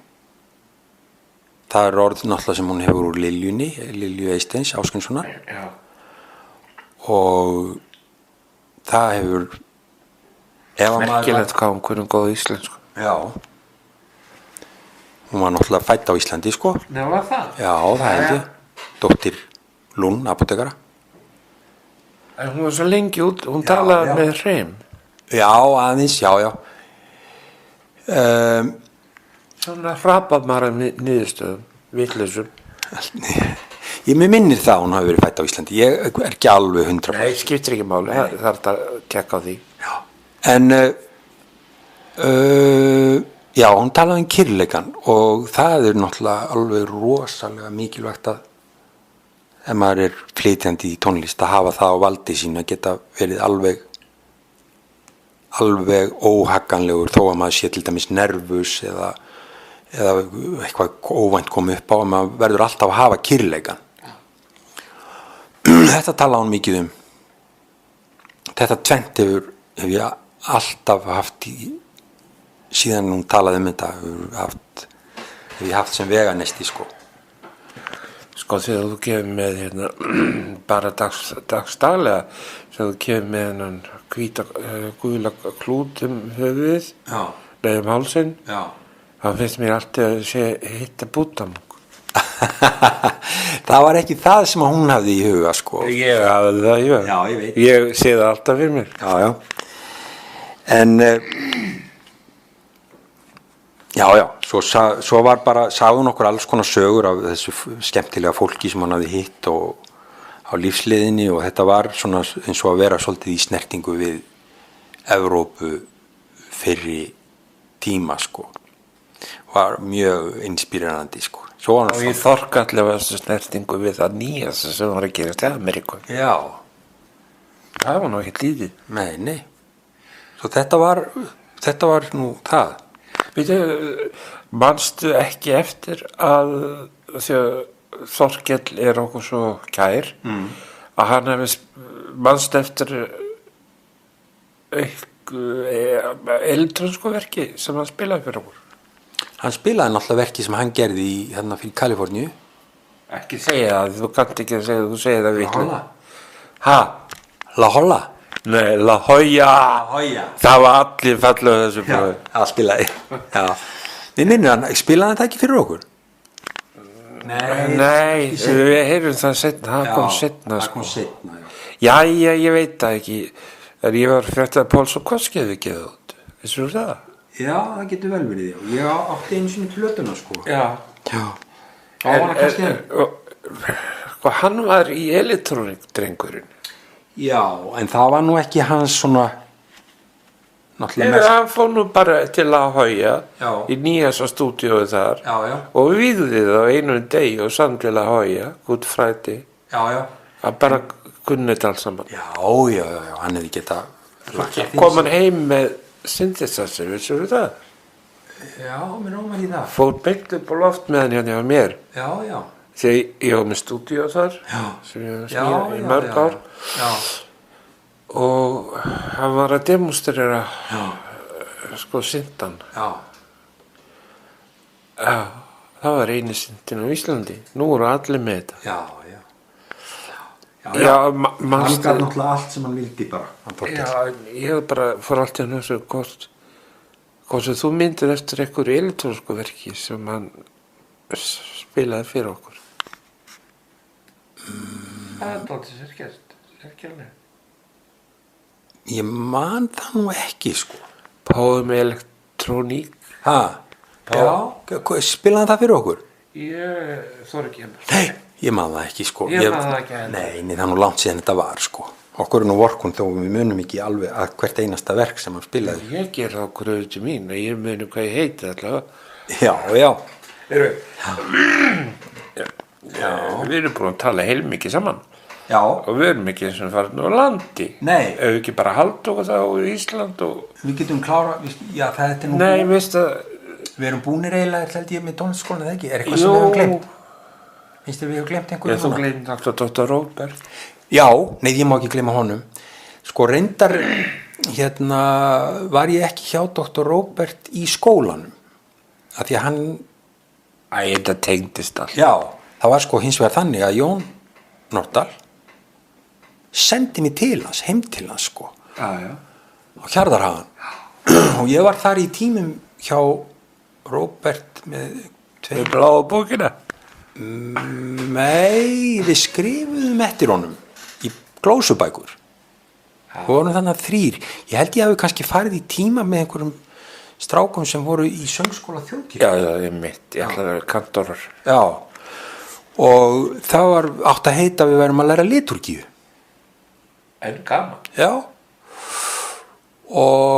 en það náttúrulega eins og hjá Róbert, það fór út víðan völl og skemmtilega sko, og hann var náttúrulega stórkostlegur og hann kendi mér pínlítið að stjórna sko. Já, það fylgir kantastjöpunni. Já. Svo stjórnan frá hljómborðinu líka. Nei, þetta fór þannig fram að hann stóð út á gólfi og söng skertsokaflan og 9. sinfoníunni og stilti mér upp fyrir fram að sig og hélt utan hendunar á mér og svo byrjaði svo söng hann allan kaflan og og þú varst bara svona puppet. Já, svo lét hann mig stjórna. Já, en svo reyndar svo spiluðum við mikið sama fjórhend sko. Já, symfóníu. Já, Haydn, Beethoven og Brahms minni mig, ég maður nú samt ekki alveg hvað það var. Manstu þegar ég var rembast við að spila fjórhend með þér? Já, þú hefur sagt mér frá því. Já, Júpiter. Já, var það Júpiter? Mozart, já. Nei, ég verðum að viðurkenna það, ég gleymi því aldrei. Nei. Ég spilaði neðri röddnar. Já. Og þú spilaði neðri. Það var það síðasti kafli? Nei. Man ég ekkert. Nei. En ég man bara, ég var að ströggla við þetta. Já. Svo mikið læti þarna fyrir ofan mig. Já. En það var bara eitt skilyrði hjá Dr. Róbert, það var það að maður mátti aldrei stoppa. Alveg saman hvað maður gerir mikla villur, alltaf að halda áfram. Sko. Já. Og já. Heyrðu, býttu við. Þetta var bók, ég eftir að skila þessu.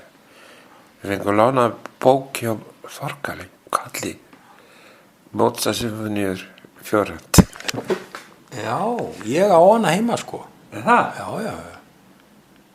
Ég fekk þessa lána hjá Þorkali. Ok. Já. Það var aldrei að lána bækur. En einu sinni kom ég til Dr. Róberts og þá sagði hann, það hringdi í mig maður úr vélsmiðjunni í Héðinni. Já. Og sagði að þeir væru með kallakór. Þú hefur sagt mér þessu sögu, ég man það núna. Og hvort að hann þekkti einhvern sem að væri til í að taka að sér að stjórna kallakór vélsmiðjunni í Héðins. Why not? Og Róbert sagði, já, ég skal hugsa málið og svo sagði hann við mig hvort... Þú veist að kallakór við ykkur einustu verksmið í Sovétríkjunum. Já. Og gömlu Sovétríkjunum. já. Og Róbert talaði um þetta við mig og spurði hvort ég var ekki til í að gera þetta og ég gerði þetta allt sem hann bað mig og svo lét maður hafa fullt af nótum. Kallakóra? Já. Útsetningar og ég fór með þetta og við sungum þetta og svo útsetti ég eitthvað. Það er enginn sem spilaði á mangjöllum. Nei. Það hefur nú passað. Já. En Þeir eru ekki að smíða þau. já. Mangjöllin. Já. Það er mikill vandi, skal ég segja þér. Já. Og þeir þetta voru yndislegi kallar, frábærir alveg, þetta var svona kannski 12. En byrja alltaf að spyrja síðast. Áttu þessu menn, sko, sögum bara kunnáttu okkar allara í þáta. Já. Áttu þeir ekki meira að minna við heyrnarskerðingu að stríða? Ég var nú ekki var við það, sko, þeir heyrðu minnst og stjálu hverju. En voru þeir með heyrnarlífar? Ég veit það ekki. Ég hitti þá bara þarna á kvöldin svona á æfingum sko. Því það er alveg ríkalegu dynur, ymur og stótar í svona játtsmiðum. Já. En svo kom að þorrablótinu. Já. Og þá áttu þeir að syngja. Náttúrulega. og þá kom nú svolítið vöflur á þá því að ég var svo ungur, ég var ekki nema líklegast 18 ára eða eitthvað. Og það nú ekki. já, ég var nú svona seinþroska og dálítið barnalegur svona og þeim leist ekki alveg á að Það þverslöfan? nei, ég var bara ekki þannig að þeim leist nú ekki alveg á það sko að ég kæmi einn á þorrablótið. Já, þú meinar ekki. Já, að ég þyrfti eiginlega að vera í fylgd með fullorðnum. Já, það fyllir ég á svoleiðis. Já, svona, þetta var náttúrulega dálítið alvarlegt mál, sko. Þetta spennandi saga. Þorrablót, sko. Svo þeir sagðu, væri ekki best að þú kæmi með foreldruninu? Já.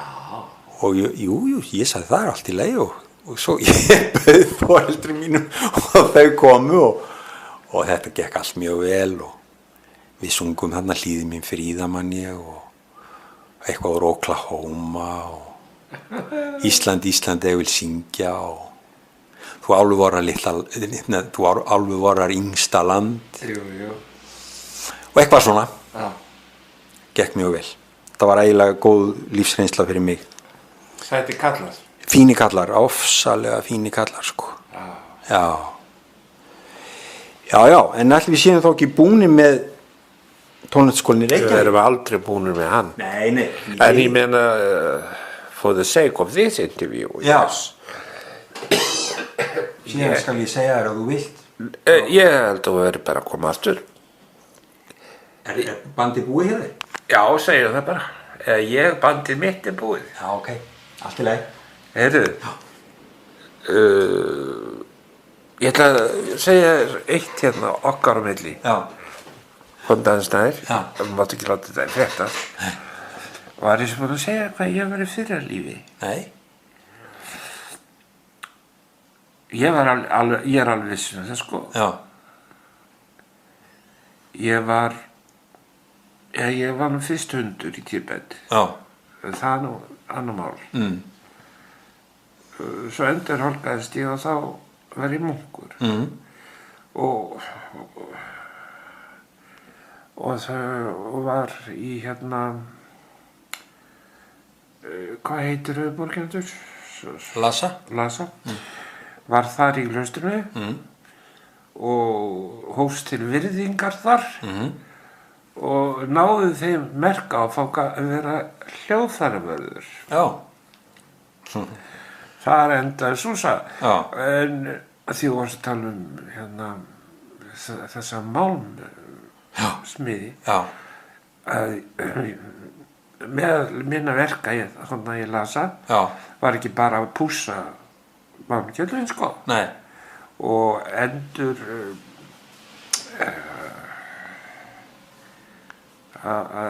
sem sagt endur nýja lúðrana. Já. Það vildi að losna leðri utan að þeim. Það þurfti að reima það aftur. Heldur var ég að sjá að málmkjöld verið smíð og smíðu rétt. Það var þarna mjög flinkur maður sem að lagði svona eina rönd í einu, sko. Þannig að úr var svona gangur himintungla og þau sem voru fullkomnust þau hljómuðu best. Og svo stærri gong og tam-tam og allt. Þetta var gaman. Ég sagði Halldór Haraldssoni þetta. Hann trúði þessu bara heilögu sannleik. En þú? Manst þú eftir þessu? Já. Nú, þú manst eftir þessu? Já. Og hérna, ég man eftir þessu. Annað man ég ekki, en svo álpaðist ég til þess að finna bók, bara óvart, sem hét Fannaland. Og þá var ég einmitt í tónu og ég skrifaði dagbók þá, öll þess ár. En ég get svo tekka á þér, sko. Þú veist, kannski gera það í ellinni. Hvað var Snorri að gera hérna 3. október? Já. Þetta allt skráð þarna. Og hvar var ég? búin að gleyma hvar ég var. Þú veist að tala um... Já, Fannaland. Já. Það er breskur vísindamaður sem fór til Tíbet. Já. Fyrr á öldinni, síðustu öld. Já. Og hann var svo yfir sér hrifinn náttúrulega af þessum, hann var mannfræðingur eða eitthvað svolítið. Og skráði þetta alls saman niður og bókin heitir íslenskri þýðing Fannaland, Tíbet. Og þegar ég komst í þá bók, bara alveg frá fyrstu blaðsíðu og alveg til enda, þá fannst mér ég bara vera komin heim. Þá fikk ég staðfestingu af því, ég hefði búið þarna áður. Já.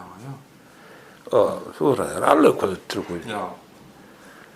En ég var hljóðfærvörðurinn.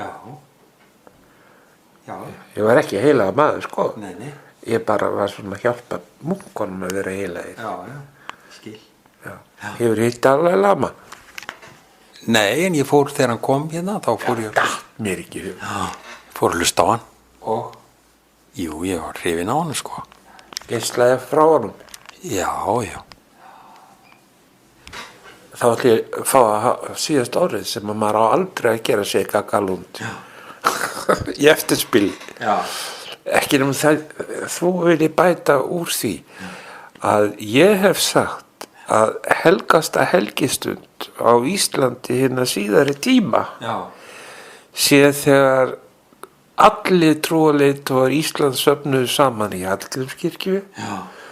og heilsuðu Dalai Lama Já. með þessum orðum Já. yðar heilagleiki. Já. Þetta er mesta helgistund sem haldin hefur á Íslandi og friðarins stund. Já, ég trúi því. Þetta er sko rólegt eftirspil. Já, einmitt. Ég trúi þessu. Svo gerist þetta undarlega að ég var nú reyndar farin til Ameríku þegar þú varst að brilla hérna heima. Eitt góð við þetta kemur Snorri til Ráðsjöster og fyrir að læra í Íslandsskóla Music. Já. Og hver tekur á mótónum? Já, alveg rétt. Og Laufey. Og Laufey, Já. hún var hérna, þú voru bæði mjög stutt. Já, ég var stutt. Já, við vorum bæði stutt. Hún var nú ennþá stittra, held ég. Heldur hún hafi farið með vetur, var það ekki? Nei, það. Var það ekki? Já, Nei, ég man það ekki alveg. ég skal segja, hún fekk að æfa í kjallarana hjá mér. Já. Já. Og það var dálítið lærdómsríkt, ekki dálítið, bara mjög. Já. Hún var alltaf á að gera og var að trufla húsið, þetta var svona hús sem var leikt út til tónlistanema. Já. Svo hún fór niður í kjallara Já. og klokkan 9 byrjaði nú að því að spila langatóna. Svo klokkan 10 skipti hún streng og spilaði langatóna. Já. Hún var að þessi 2-3 tíma, sko. Já. Og það sniðurst alltaf náttúrulega bógatækni Já. að hafa vald á bóganum. Það var mjög lærdómsríkt að heyra hana hefði sig. En hvað varst þú lengi? Ég var 1 vetur bara. Og hvernig stóð því? Líkaðir ekki Barry Snyder? Jú, mér líkaði ágætlega við Barry Snyder. Segðu okkur hver hann var. Hann var píanókennari þarna og held ég enn, sko. Hann hefur komið hérna 2 svar. Ég bauð honum, hef boðið honum 2 svar hingað. Fyrir hvað er hann frægur, eins og maður segir? Hann er nú... Hann þótti mikið númer í Ísman. Já. Hann var nú vinningshafi, sko, úr fannklæpun-keppninni. Hann var að vísu ekki gullmedalisti en hann fekk einhverja sérstaka viðurkenningu og er mjög góðu píanóleikari, sko. Áttu þau ekki leið saman eða? Jú. Ég var bara svona dálítið einhvern veginn ekki alveg rétt stemdur, held ég, til þess að vera í skóla, sko. Og hérna fór til Evrópu, sko. En ég sé ekki þetta í því að ég kynntist svo mörgu góðu fólki á mínum árum þar, sko. Ég ætla að spyrja einu, Ganni. Já. Hvað segir Matthew Glazer? Hann, síðast þegar ég heyrði hann, ég heyri mjög sjaldan í honum, en einstaka sinnum þá bara sagði hann allt gott, sko. Hann kennari við Berkeley. Þú voru að segja okkur hver hann er. Já, Matthew Glazer, hann kallaði sig nú Matt Glazer núna. Hann var að læra á fiðlu þegar ég var þarna. Þá var hann reyndar að læra á klassíska fiðlu. Ég spilaði eitthvað með honum svona, en við erum miklu mátar. Og svo sneri hann sér, hann hafði mjög mikinn áhuga á bluegrass tónlist og jazzi. Já. Sneri sér meira og meira að því og á endanum alveg fór alveg á bólakaf í það og er núna bara deildarstjóri í strengjadeildinni í Berkeley School of Music í Boston. Berkeley er sáskóli miðast aðalega við jazz og, já, og pop og þjóðlega músík. Já, improviseraða músík. Já, og hvað segir ég, hann kom hingað? Hann kom hérna bara einu sinni, bara skömmu eftir að við vorum þarna fyrir vestan. Já. Í Ísland. Ég man bara eftir ykkur svona eins og tvípur. Já, við vorum mjög mikli mátar. Mikli mátar. Já. Ferðuðust skóla svo tvímenning. Já, það var laust, sko. Já. Og við fórum á tónleika mikið saman og í bíó og svona og bókabúðir mikið, hann var mikill grúskari, sko. Og svona sagði mér frá ýmsum bókum sem hafði mjög mikil áhrif á mig þá. Já, var greind maður. Já, hann var skemmtilegu maður, hugsandi maður. Já. Og núna er hann sem sagt deildarstjóri í stórri deild þarna í Berkeley og er það ekki viðkomustaður Íslendinga? Jú, mikið. Það var margir Íslendingar stúderað þarna. Meðal annars hefur einn stúderað hjá honum, Íma Þöll Jónsdóttir. Já. Systir Bergþóru heitinar. Já, einmitt. Já. Jónsdóttur. Já.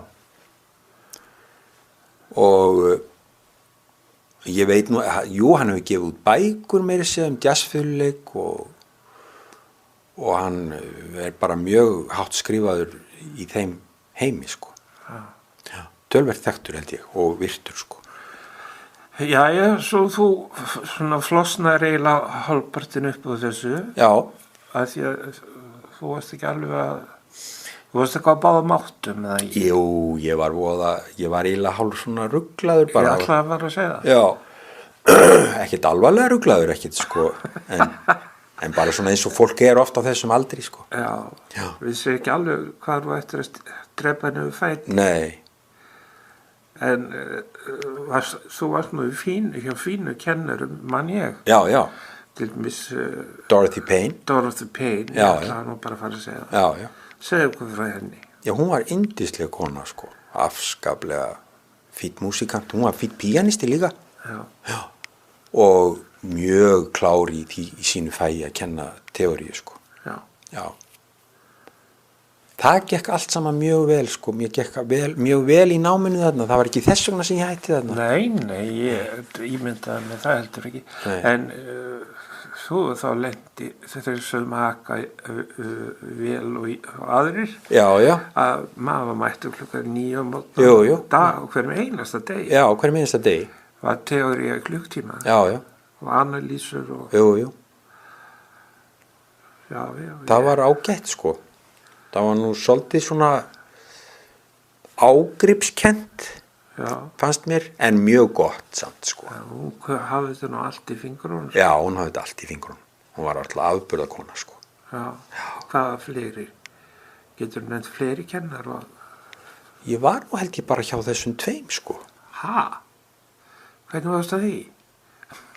Varst það þá ekki skráður í... Ég var í kórnum, jú.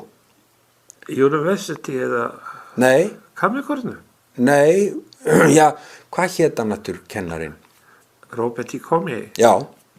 Nei, sögst í kórnum? Já. Ekki með mér, ég söng þar alltaf tíð.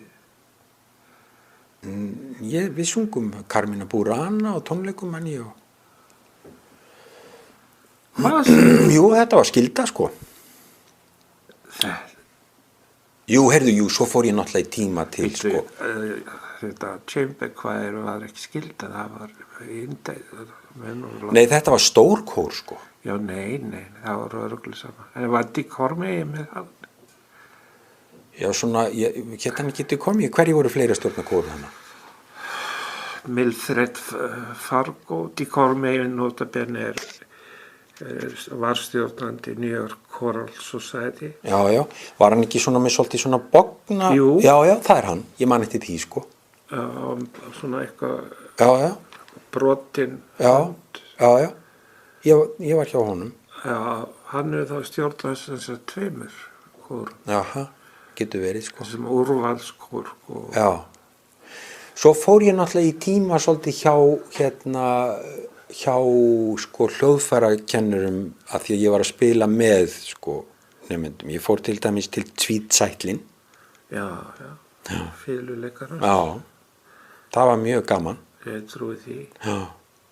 Og ég fór til sellókennarans, var það ekki bara Rose? Leonard Rose. Já, var það ekki? Ég voru ruglega saman því að Leonard Rose var í Bloomington. Já. Ég man það því sérstaklega því að það er einu sinni verið að koma frá heiman. Já. Og gerði það sem ég gerði yfirleitt ekki. Ég tók regluflug. Já. Vildu koma sér háttin. Já. Og það voru 3 farþegar borð og 2 flugmenn. Já.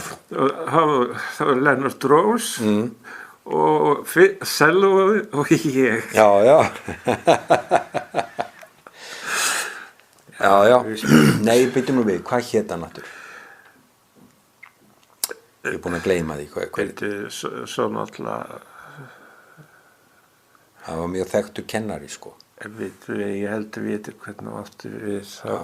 Hann var sem hefur komið hingað til Íslands. Tvígang. Selló. Nei, held ég ekki. Nei. Já, en ég var svona fór í einhverja svona tíma með krökkum, skilurðu. Já. Að spila fyrir þau svo. En þú varst ekki semst þá í degree námi eins og maður segir.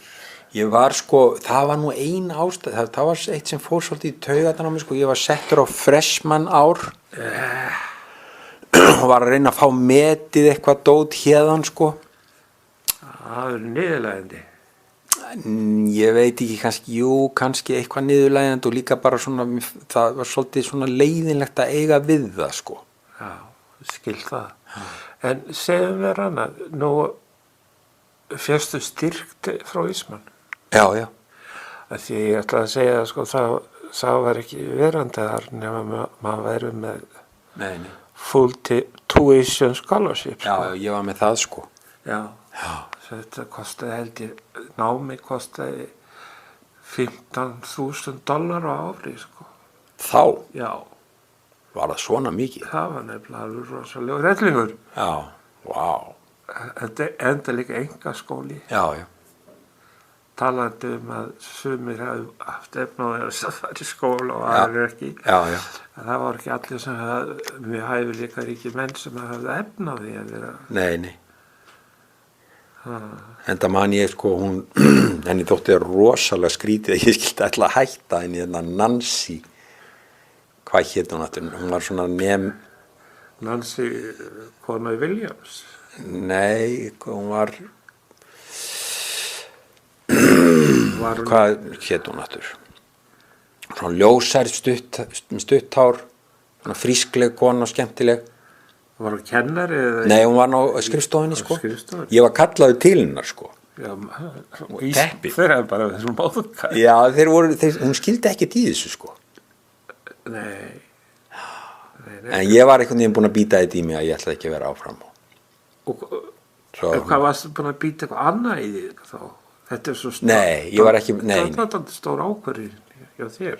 Já, þetta kom bara einhvern veginn algjörlega eðlilega og ég var alveg vissum að ég myndi ekki vilja vera þarna. Já. En var það skólaumhverfið eða? Nei, ég kunni ágætlega við mig þarna, sko. En mér langaði bara einhvern veginn til þess að þetta var náttúrulega, Rochester var auðvitað ekki, sko, spennandi borg. Nei, alls ekki. Nei. ekki nema fyrir þá sem lagðust undir feld og skrifaði ritgerðir og svona. Já, þá var hún náttúrulega alveg. Já, Sibley Music Library, Já. stærsta safn í heimi. Já, já. Ég hafði nú ekkert voðalega mikið vita á að nýta mér það, sko. Samt var ég nú soldið þar, en ekki, sko, ef ég færið þangað núna myndi ég vera þar allan daginn, sko. Hefurðu komið aftur? Nei. Ég fór fyrir nokkrum árum. Já. Og þá var þetta stórkostlega safn komið í nýtt húsnæði. Já, já, já. Beint á móti aðalbyggingunni. Já, já. Á mörgum hæðum. Já. Og kjöllurum. Já. Og ég bara tala þess að við séum á förnu vegi. Og ég baði að því að vera nú svona skyndheilsögn að mér hefði alltaf langað til að komast inn í handrita skápinn. Já, já. Og doktor Watanabe sem var þá yfir bókavörður sækir lyklabjötus og opnar hvelfinguna og sagði hvað langaði þetta að sjá. Vá. Og ég sagði la mer eftir Claude Debussy. Já, býtu augnablik. Er það þarna? Já, lagði það bara á borðið. Vá. Og það stendur alveg ljóslefandi mínu hugskoti. Já. Skrifaði með grænu bliki. Það, já. Mjög fínlega. Já. Þetta þeir sem þekkja tölvu. Já. Þá var þetta fontur 7. Já. Það þurfti eiginlega sko stækkunargleit að sjá þetta. Þvílík nattni. Já. Ég hef séð sko myndir á handritunum hans. Já. Jón Nordal átti síti í skóabúka sko. Ekki frumrið. Nei, ljósrita frumrið. Já. Eða hann átti sko svona 4 þú veist nótnastrengja útgáfu sko, allt svo uppkastið að. Já. Minni mig alveg endilega. Já, ég efast ekkert það. Nei, þetta hafði mikil áhrif á mig. Trúi því. Það var einstaka taktur sem hann hefur haft ykkur efasemdir að bara setja hann kross yfir það. Já. En annars virðist þetta hafi lekið úr pennunni. Já, maður veit náttúrulega ekki hvaða hreinskrift þetta hefur verið. Nei, já. Ég hefði þá tilfinningu að hann hafi verið svona einn af þessum manúal tónskáldum eins og Þorkell, sko. Já. Ef hann fekk blað og blýjant. Já. Þá kom þetta bara í bunu. Já. Það var aldrei strókað út. Nei. Jú, Debussy gerði það, sko. Já. Það er alveg allavega í þessu handriti þá er það nánast alveg hreint. Já. Tilbúið til. En förum frá Debussy og Eastman og elduðu hvert? Þá fór ég til Evrópu. Ég ætlaði nú að fara alla leið til Moskvu fyrst. Ég vissi af því. Já, en það var nú mjög stutt ferð og ekki mjög frjósum. Af hverju ekki? Ég komst ekki inn í skólan sem ég ætlaði að fara í, sko. En þeir buðu mér að vera í öðrum skóla þarna, en ég leist ekki á það. Stemdur á hátt? Ég veit ekki beinlíni, sko. Þetta var nú svolítið skrítin tilfinning á baku þetta allt saman, en ég allavega var leiddur þarna bara burt eiginlega af forsjóninni. Já, meinar það. Já, sem betur fyrir eiginlega. Þegar ég fór til Oslo þá, af því þar þekkti ég svolítið. Það er náttúrulega allt annað mentalitet í Moskvu heldur. Já, allt öðru í sig, sko. Og þar þekkti ég aðalega Ólaf Anton Thommessen. Sem hann var í Bloomington. Já, einmitt, sem var í Bloomington. Ég man eftir því. Já. Og hann var nú svona eiginlega hálfgerður vinur minn og fjölskyldu minnar og hann tók voða vel á móti mér, sko, þó ég kæmi án fyrirvara. Og ég fekk að vera þarna í Oslo einn vetur, það var ágætt, sko. Svo fór ég til Amsterdam eftir það. Við tölum aðeins Oslo? Hann Thommessen. Já. Því að við erum svo miklu mátar Þú og hann? Já. Í Bloomington? Nei, hann var farinn. Já, hann var löngu farinn, já. Já. Og hann hafði allt á hotnum sér hvað var norskri músík. Já, einmitt. Það var svona mjög uppreisnar gerð. Já, hann var mikið, hann talaði svona, hann var alltaf hávær svona, bæði opinbeli og líka prívat, sko. En ég svo sem vissi ekkit nánar það, sko, nema bara hann var, þú veist, honum fannst hið opinbera tónlistarlíf ekki vera eins og það ætti að vera og það var aðalega það, held ég. Já. Og en hvernig spjaraði hann sig? Mjög vel, sko. Ég var alltaf að reka það nafni hans, maður var settur í dómnefndir. Já. Fyrir hönd Íslands, Norræn tónlistardag og ESCM og svo Rostrum of Composers. Já. Og alltaf var maður sendur. Já. Fylgdi jobbinu eiginlega. Já. Tónlistarstjóra jobbinu. Og alltaf var nafn á flækjast fyrir mér. Já, hann alveg, hann held ég prófessor núna eða kannski hann komið sér góðan á eftirlaun, sko. Við tónlistarháskólan, hann var nú mikill, sko, ég held að hann hafi bara átti eitthvað þátt í því að sá skóli var til, sko, upp úr konservatóríunni. Það hét konservatórían, sko, Norðdal Brúnsgötu. Og svo vildi þeir gera þetta músikhögskóli, sko, tónlistarháskóla og ég held að hann hafi verið svona, minnstu kosti tekið einhvern þátt í að byggja það upp. Tónskáldadildina, sko. Hann var ungur og frískur. Já, ungur og frískur. Og hann var svona, hann byrjaði nú seint að læra músík, sko. Já. Hann spilaði á selló. Já. Sagði mér mjög skemmtilega sögu af því. Já. Heyrðu, nú man ég það, ekki ást að tala János Starker á hann. Jú, ég ætlaði að segja það sögu af János Starker. Nei. Nei, það var ekki hann. Nei, hann var aldrei í Ísland. Nei, hann var í Bloomington. Já, ég veit, og hann nefnilega var kennari, hann var í dómnefnd þegar Ólaf Anton var í Bloomington. Nei. Jú. Og einu sinni á miðsveitarprófi eða eitthvað vorprófi, þá átti Ólaf Anton að spila á Schumann, hérna, Im Volkston, eftir Schumann. Já. Og hann spilar þetta, Ólaf, hann sagði mér þessu sögu sjálfur, sko. Já. Og hérna, þegar hann búið með verkið, þá segir János Starker í dómnefndinni, What piece was this? Og Ólaf Anton segir, This was Im Volkston by Schumann.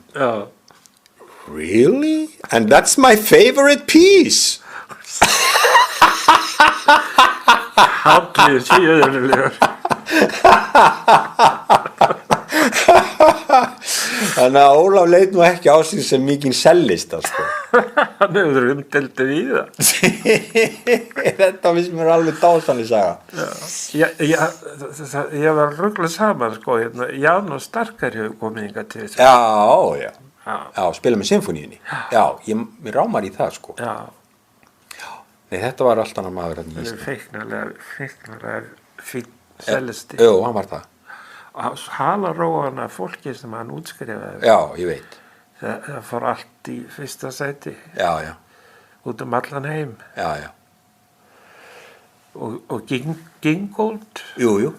Chicago, nei, hérna, hvað heitir það?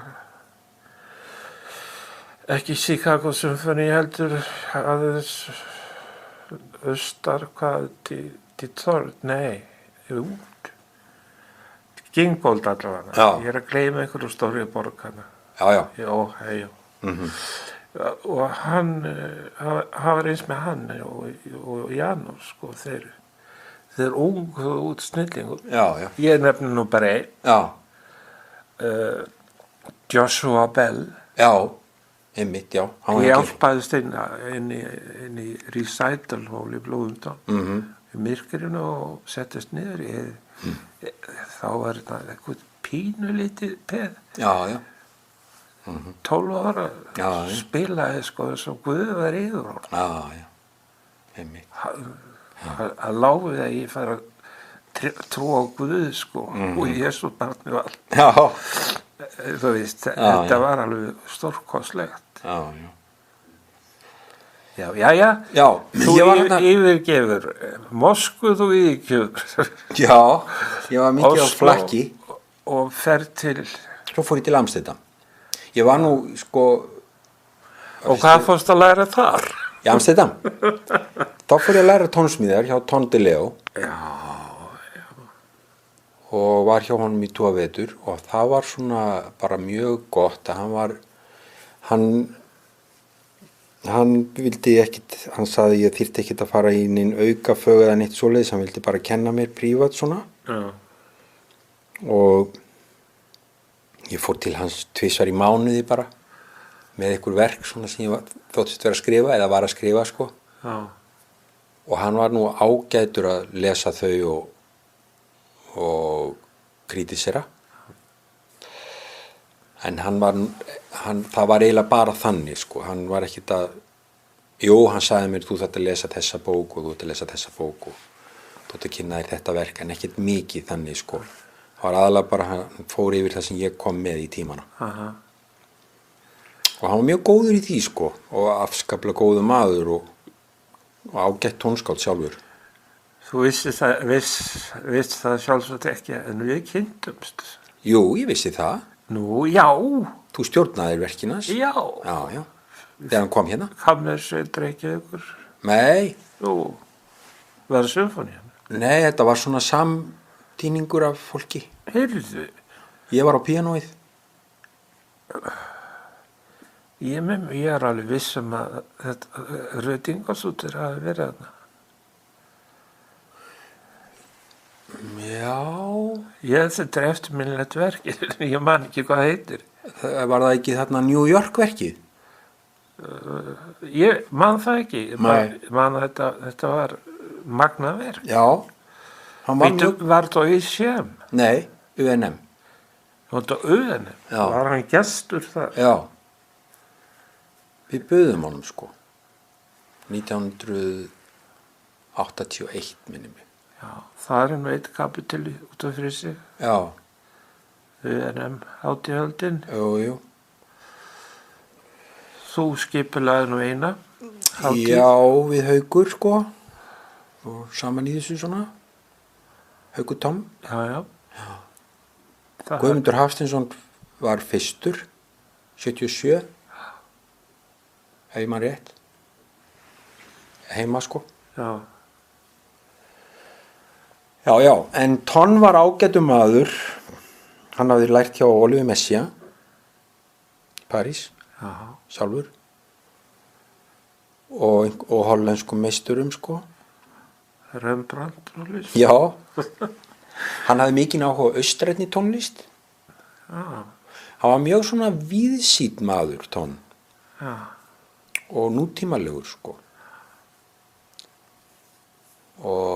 En líka strangur og svona hans stíll er dálítið svona nákvæmur. Já.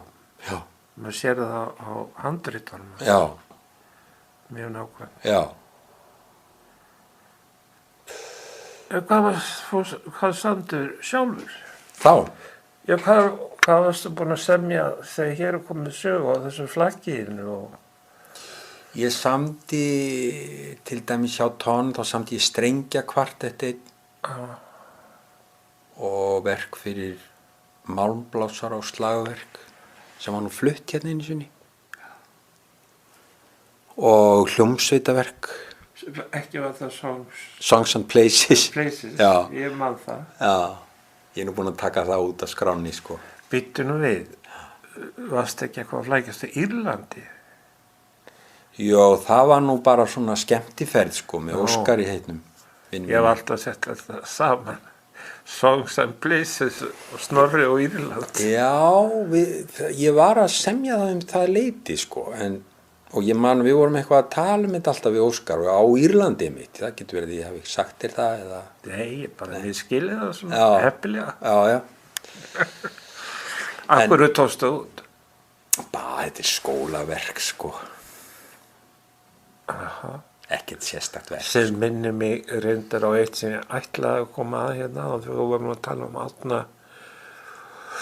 Kristjánsson og hversu mikill perfektionist hann var. Ég komst að því þegar ég tók þessu heilaga embætti, tónliststjóra, að komst að því að hann hafi eyðilagt upptöku sínar. já, Hann hafi bara sett þar á svona segul kassa, kveikt á kassatækinu, þá þurrkaðist allt út.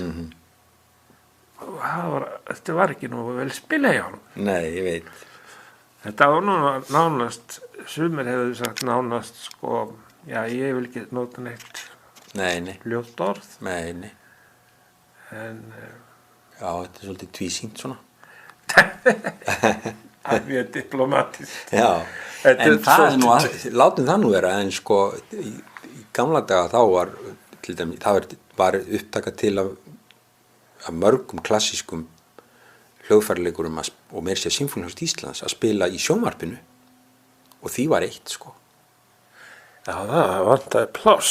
já, vantaði bönd sko Já. Já, ég teki bara yfir aftur. tekið yfir sko Já, ég er ræddur að Ríkisútvarpið hafi ýmislegt á samviskunni. já, Já, ég get alveg fullist það því að ég hóðni mín rákust í svo margt. já já Til dæmis eins og það kom mér í opna skjöldu að íslensk tónlist, hún var bara ekki skráð. nei, Maður var heppinn ef maður fann spóluna. Rakst á okkur spólu. já, Ef hún var ekki að neinu, hún var náttúrulega ekki tölvukerfi, Nei. þó alla stofnur í landsins var verið konum með tölvu, minnstakosti borðtölvu, sko. Og það var ekki að fara að tölvuvæða þetta, svo þeir eru alltaf með allt niður sig, sko. já, Það eru alveg heilu staflanir af hljóðritum sem að bíða þess. Og sumir á 20, 30, 40 ára gömul. Bíða þess að og liggja undir skemmtum, sko. Nú þegar ég fíkur mig, sko.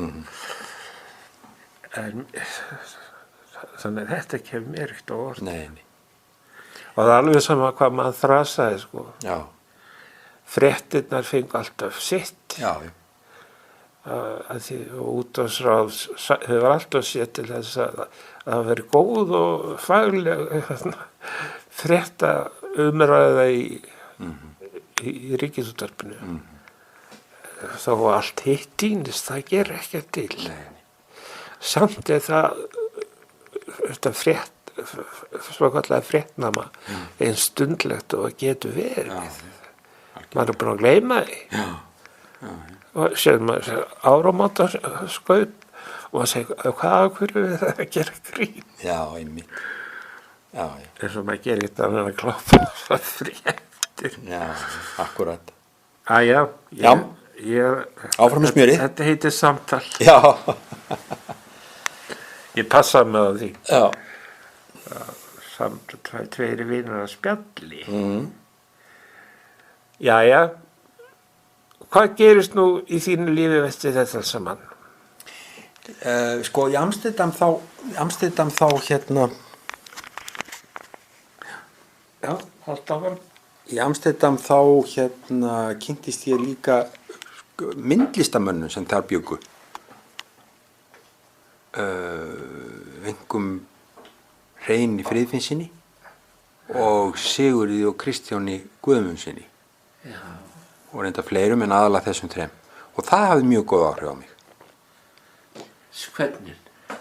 svona opnaði fyrir mér alveg nýjar víddir og nýja heima sko sem ég hafði ekki kynnst neitt Ég hafði vísu farið hérna þegar ég var unglingur í Zoom sko, þar sem þeir voru að sýna þessir Vitastíg. já, en svona þá kynntist ég þessu ekkert innanfrá sko, en þetta voru mjög skemmtilegi menn og eru enn og það hafði mjög góð áhrif á mig. Svo fór ég til Parísar einn vetur, var þar að læra frönsku bara og stúdera sjálfur og samdi svolítið og var mikið á tónleikum og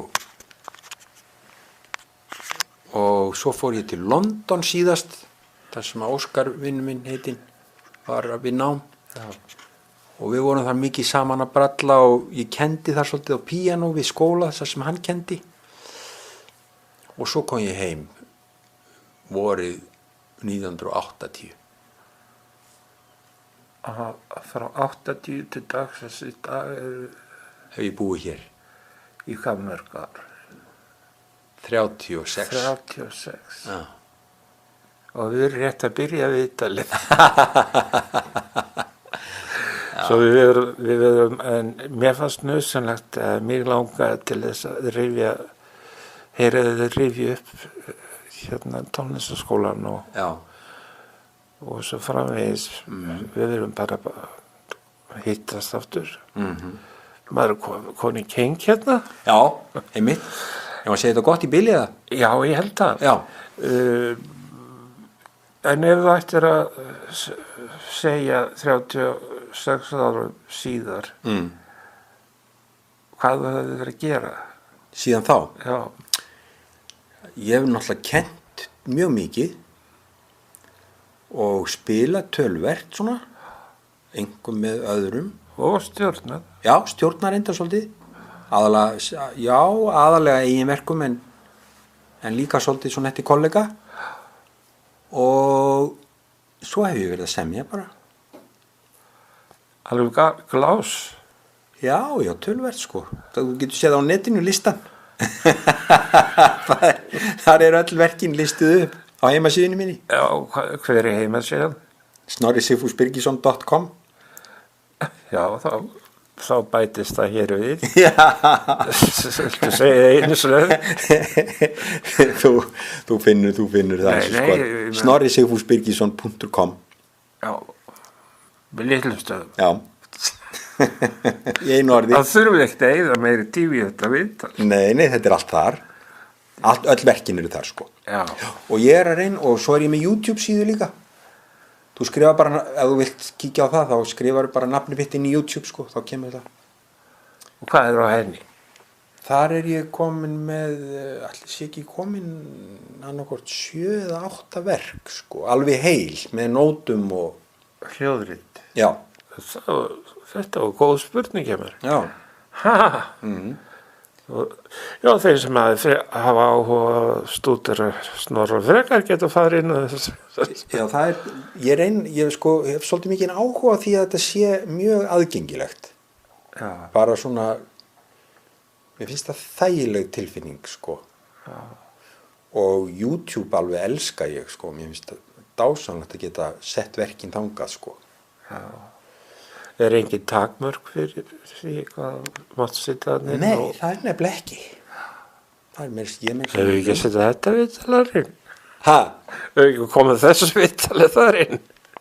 Jú, við getum það alveg, sko, en ég hef nú sko, sett bara tónverk, bara hrein, allt svo. Þetta er búið að vera tónverk. Já, þú setur þetta á YouTube.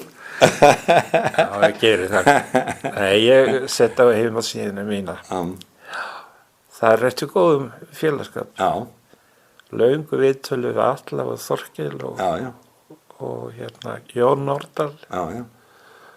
Og nú var Rómar að bætast í hópinn. Já, já. Langt og hérna löng og þykk brauðsneið. Já. Og svo nú þú og svo kemur svo þriðja unquote ungskaldið úr því að nefndur tónlistar háskólans eða háskólans vissi ekki hver Þorkell var.